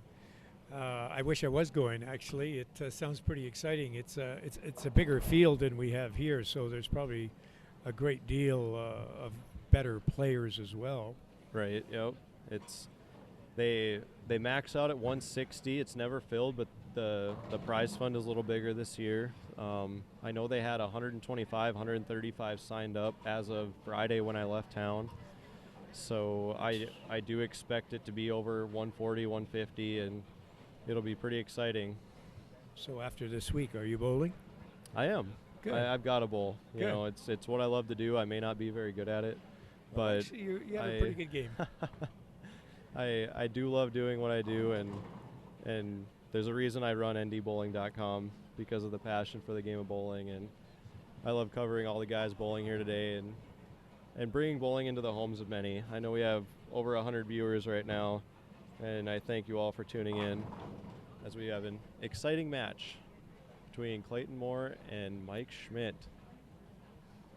Let's see here. I think they're just about ready to get started. I think Clayton's choosing his lane as we speak, putting his name in. I think he's going to make. I'm amazed. We still have a full crowd here. Yeah, so he's going to make Clayton, or he's going to make Mike Schmidt start first again. Interesting. Yeah, we do have a packed house. So for those of you who can't see, we're situated directly behind 17 and 18 at one of the tables here, and I think we're fully surrounded by about 100 people here. So yeah, it's a pretty fair crowd, and typically bowlers have driven here to play in this tournament have to get back home, and there's quite a few of them hanging around. They want to see how this ends. Yeah, that's for sure. And I gotta drive ahead of me. Yeah, I don't envy you. So immediately following this match, we're going to try to get a word with our champion before they hand out all the hardware, and then I can pack up and be on my way. So here we go. Mike Schmidt up on lane 15 will kick off our last match, winner take all. I would say this is his good lane, so he's got to make a mark on it. Ooh. Oh, late ball to 4. Wow. So that went from potentially a 4-9 to a strike. So there might be some crowd-pleasing stuff going on here. That was a good break. Now we have another member in the chat room here mentioning that they would like NDBowlTV to come to Thunder Bay. You'll have to talk to tournament representatives, have them contact me, and we'll see what we can do. That would be nice. Contact information is on ndbowling.com. Clayton Moore in the first. Great shot. Oh my. Not sure what hit the 10. I'm not either. It looked like the 9-pin got pushed over or something. Yeah, it seemed like there were a couple pins just going towards the 10 pin. Can we get a replay on that? I don't think we can. I'm not that advanced, Mike. I was thinking slow-mo. Oh, maybe next time. Too high of expectations. All right, Clayton now up in the second. See how he does on that left lane. Yeah, he had quite the challenge going last time. It has not been good to him. I don't know if the left lane's been very good to anybody. Yeah, for sure. It's been the left lane on both of our featured pairs here, so. Yeah.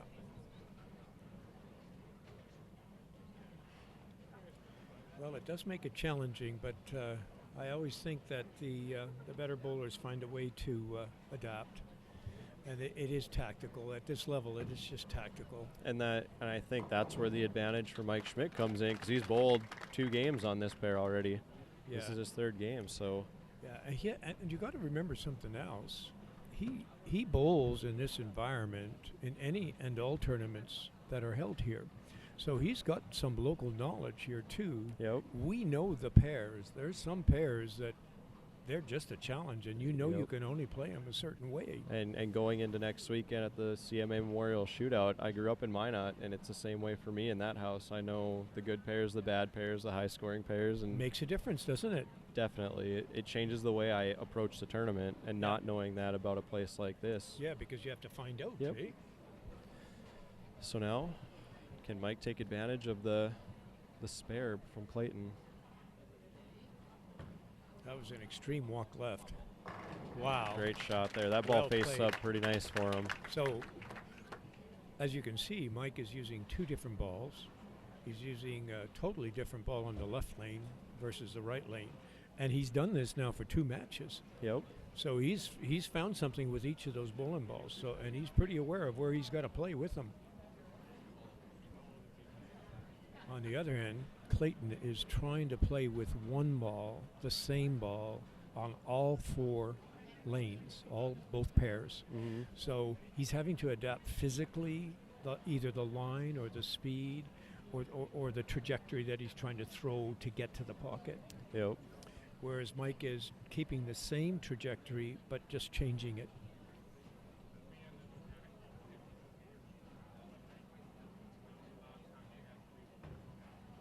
Gotta hurry.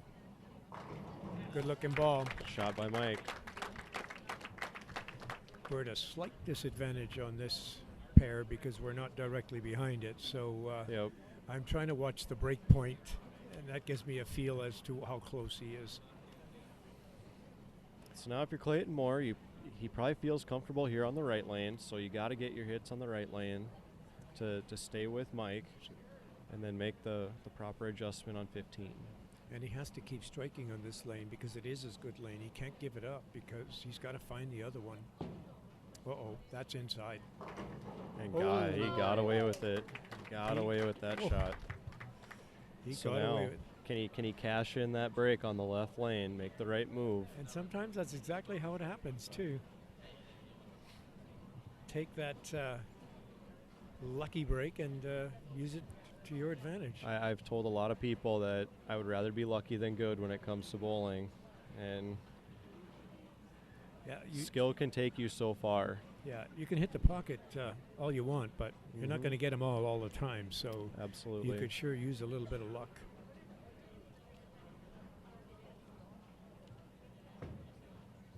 It's a better shot there, but still went high on him. That lane has been so brutal to him. I don't know. Maybe if he did have another ball, he could try. I know he tried one over here on his last frame. Right, yep. I'm just thinking anything that would just roll up a little bit different for him might give him an idea of what he could get away with. But now you got to think he's battling in his mind, because the first shot on 15, he left a bucket combination. Yep. And then this shot, it hooked up and went face on him. So he made some sort of adjustment, right? Right, and then I think he's going to do it. Yeah, and either that or he's consulting with some of his friends on what they think he should do. So Mike will take a re-rack here, think about the shot. It's a big shot for him. He could open up a 20-pin lead early in the match. Yeah, this would make it really, really tough for Clayton. And knowing Mike, he's going for every one. Yeah, if anybody can zone in a final, this guy knows how to do it. Wouldn't you love to see a 300 on this? On NDBowlTV. Absolutely. But I was trying not to say anything, Mike. So Oh, are you saying I jinxed it? the Mike Borowski jinx Wow. could be in the making, folks. I say he's going to go all the way.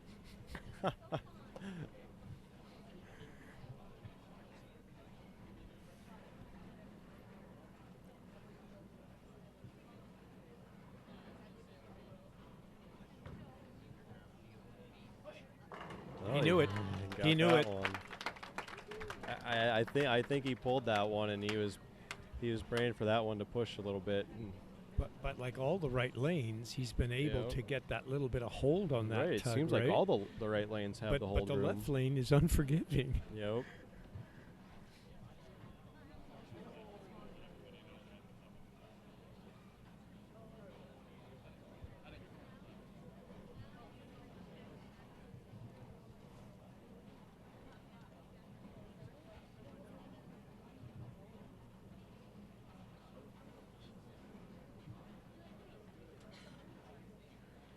For those of you watching Mike, his routine is so meticulous, it's unbelievable. Very deliberate.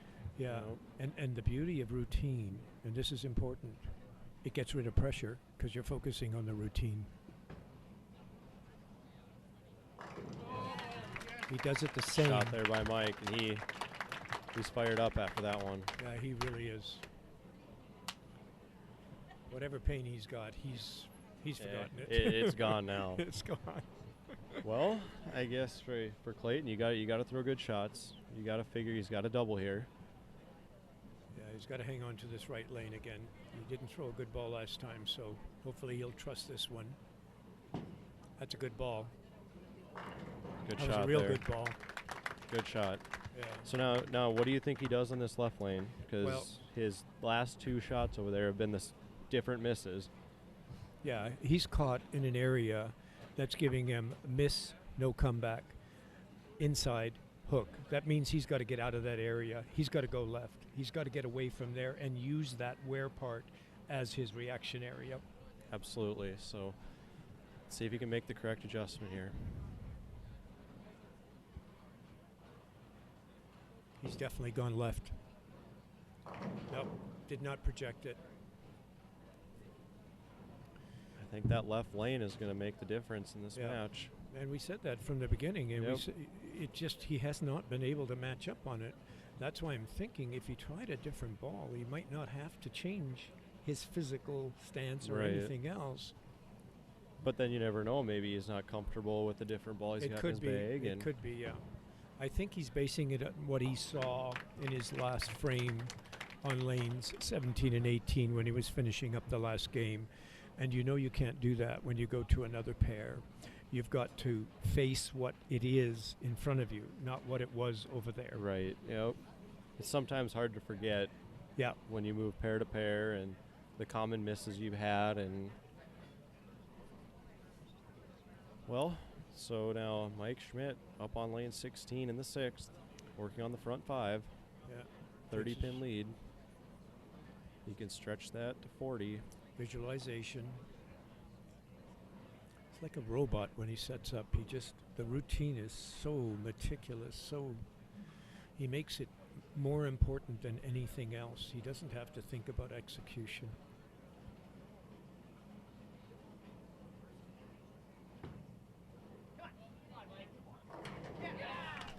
Good shot Good there, ball. Mike. And that intensity is very important for Michael, Darren, when you see that. It's what fuels him. It what keeps fueling him to go on to the next shot. Absolutely. A very passionate bowler. Yeah, extremely. So Mike working on the front 6 live here on NDBowlTV.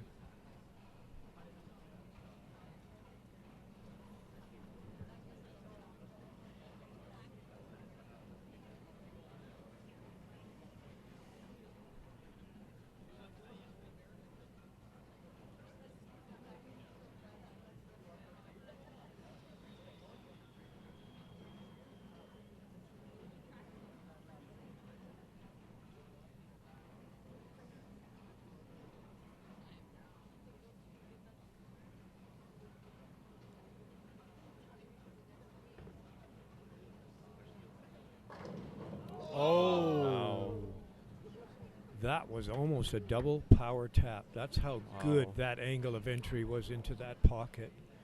Wow. See, now he's trying to just say, let it go. Just keep it clean. Yeah. He's got a comfortable margin in this match. Yeah. He looks like he's throwing a hook at this one. Yeah. Probably the urethane again. Yeah, I think he wanted the perfect game. I think he was going for it. Yep. And now he's trying to refocus. Yeah. It looks like he's using his urethane on this one, so he doesn't have any hurt. So he picks up the spare. Got a commanding lead in the match. It's going to be a miracle, only a miracle, that could even turn this around, because, boy, that's a hell of a message up there. 169 in the sixth. But it's not over till it's over. Yeah, So exactly, you have to say that. just keep throwing strikes here for Clayton, and he's got, good a chance as any. Anything can happen. Hurry, hurry. And it really makes me wonder now, watching him bowl this match, why he chose to finish on the left lane. That's my And- point. That's why and he could have changed that, right? Right. He could have finished on the right choice. lane. Yep. He Yeah. had the choice to be able to finish on that good right lane. And now he's going to have to step up in the 10th and throw 3 on the left. And whether or not it'll matter at the time, it's still, makes you wonder as to why he chose that. Yeah.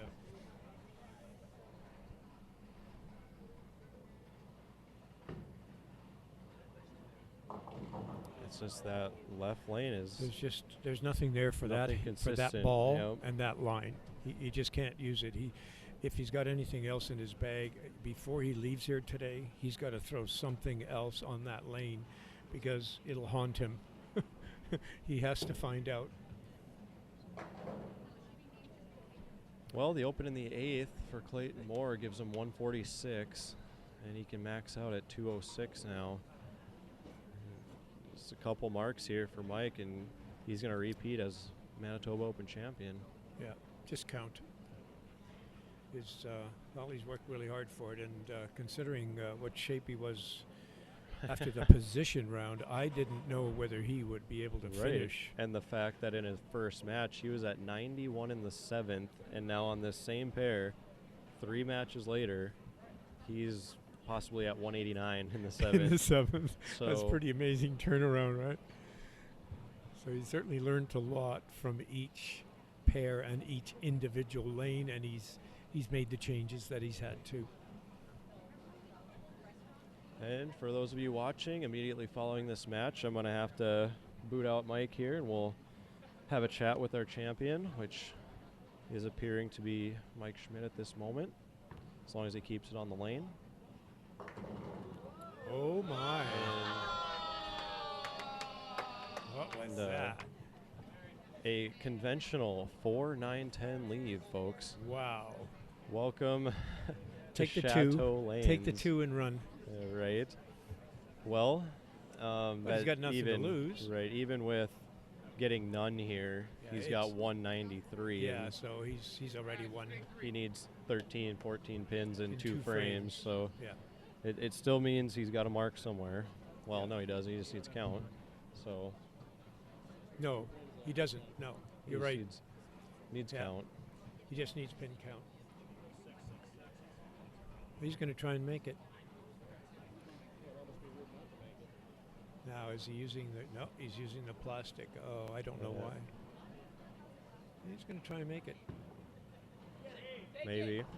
Whoa. And he sends the 9 in front Wow, of the 10. the fans are cheering. That was amazing. Good for you, Mike. Well, that's just it. He's going to go for everything regardless of the situation. And Yeah. it reminds me back once again of the CMA show where he was shut out and he still went up and threw the final 3 in the 10th frame. To lose. Yeah, And to he lose knew by that. 1, and But- he knew it. Yeah. And the same type of crowd here was against him. yeah. So here he is. He needs 11 pins in the last 2 frames, and he shuts them out, or 12 pins.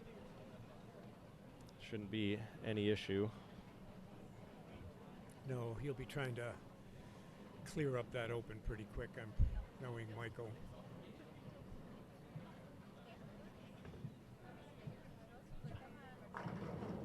Oh, good shot.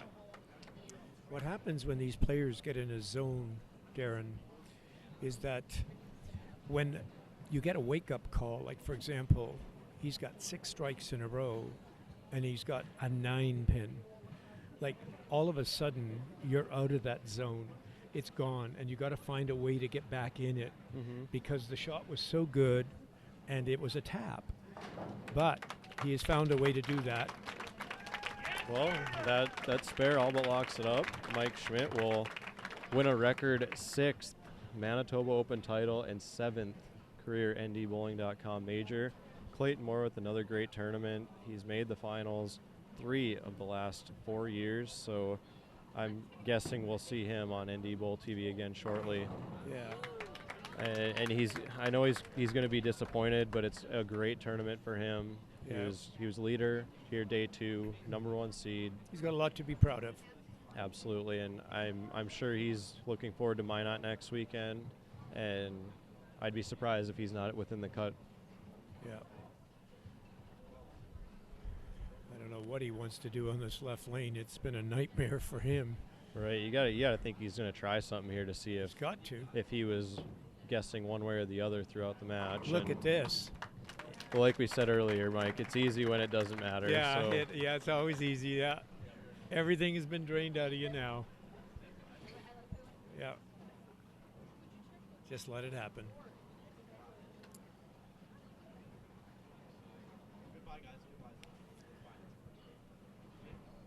So he's got to go back to the drawing board on this one. That's all he has to do. It had nothing to do with him. It had everything to do with the lane. Unfortunately, where he's stuck is with the area and the ball is that he has to be so perfect, which is not possible. It's Right. just not possible. He's just not allowed to get away with anything. Okay, thank you very much, Darren, for the opportunity to Absolutely. assist. So I appreciate that, and I hope we get a chance to do this again. Absolutely. Thank you for So, joining me, Mike. and good Mike luck. Borowski. Yeah, thank you very much out there for joining us. Okay, we'll try to get a moment here with our champion, Mike Schmidt.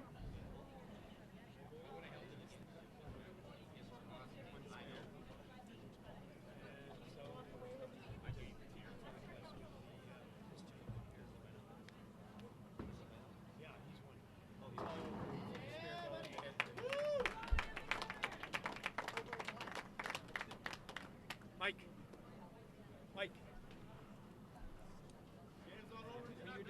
When you're done.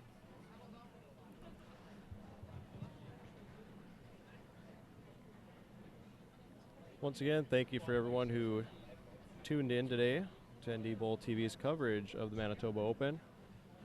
We'll be live again next Sunday from Minot at the CMA Memorial Shootout.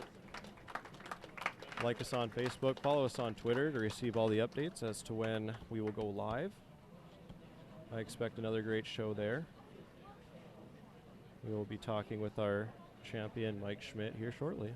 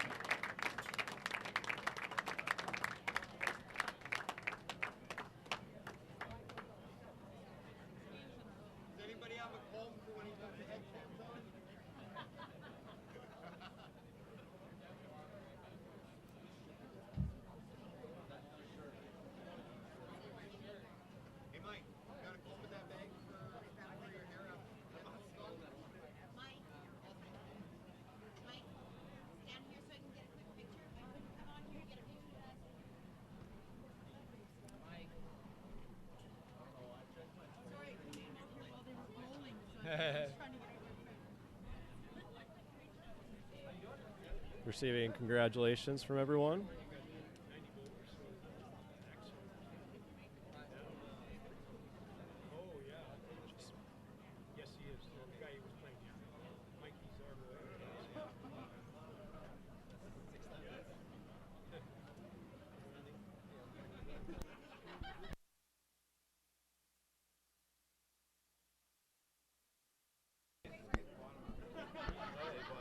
Okay, Melody is going to do the trophy presentation quick, and then we'll get a word with our champion.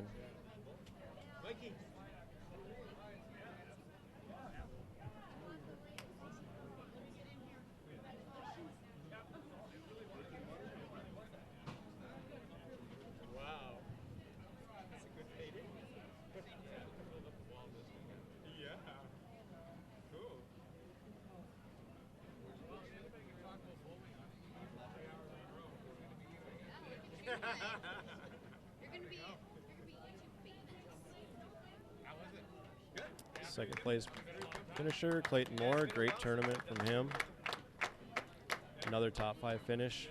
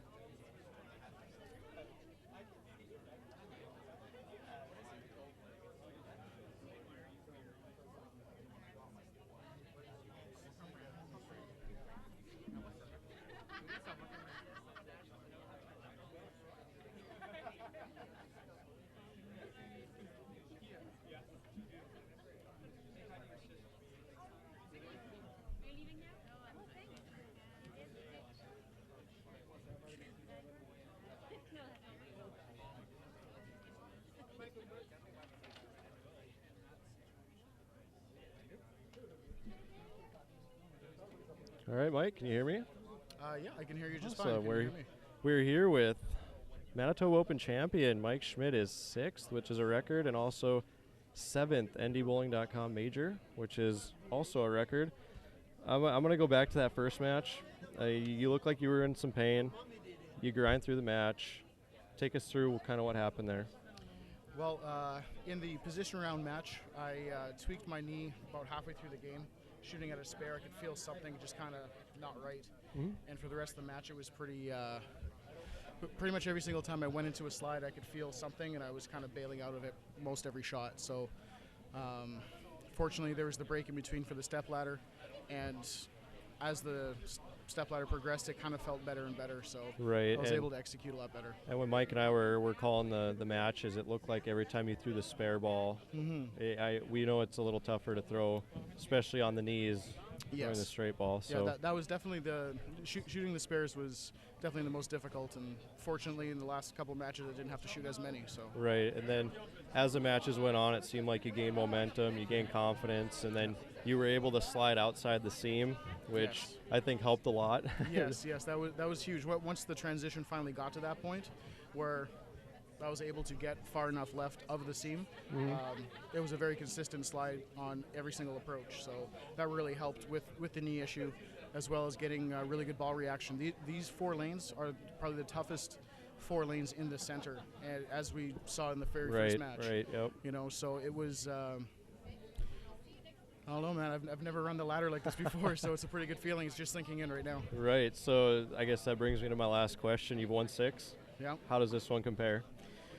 Everyone is different for sure.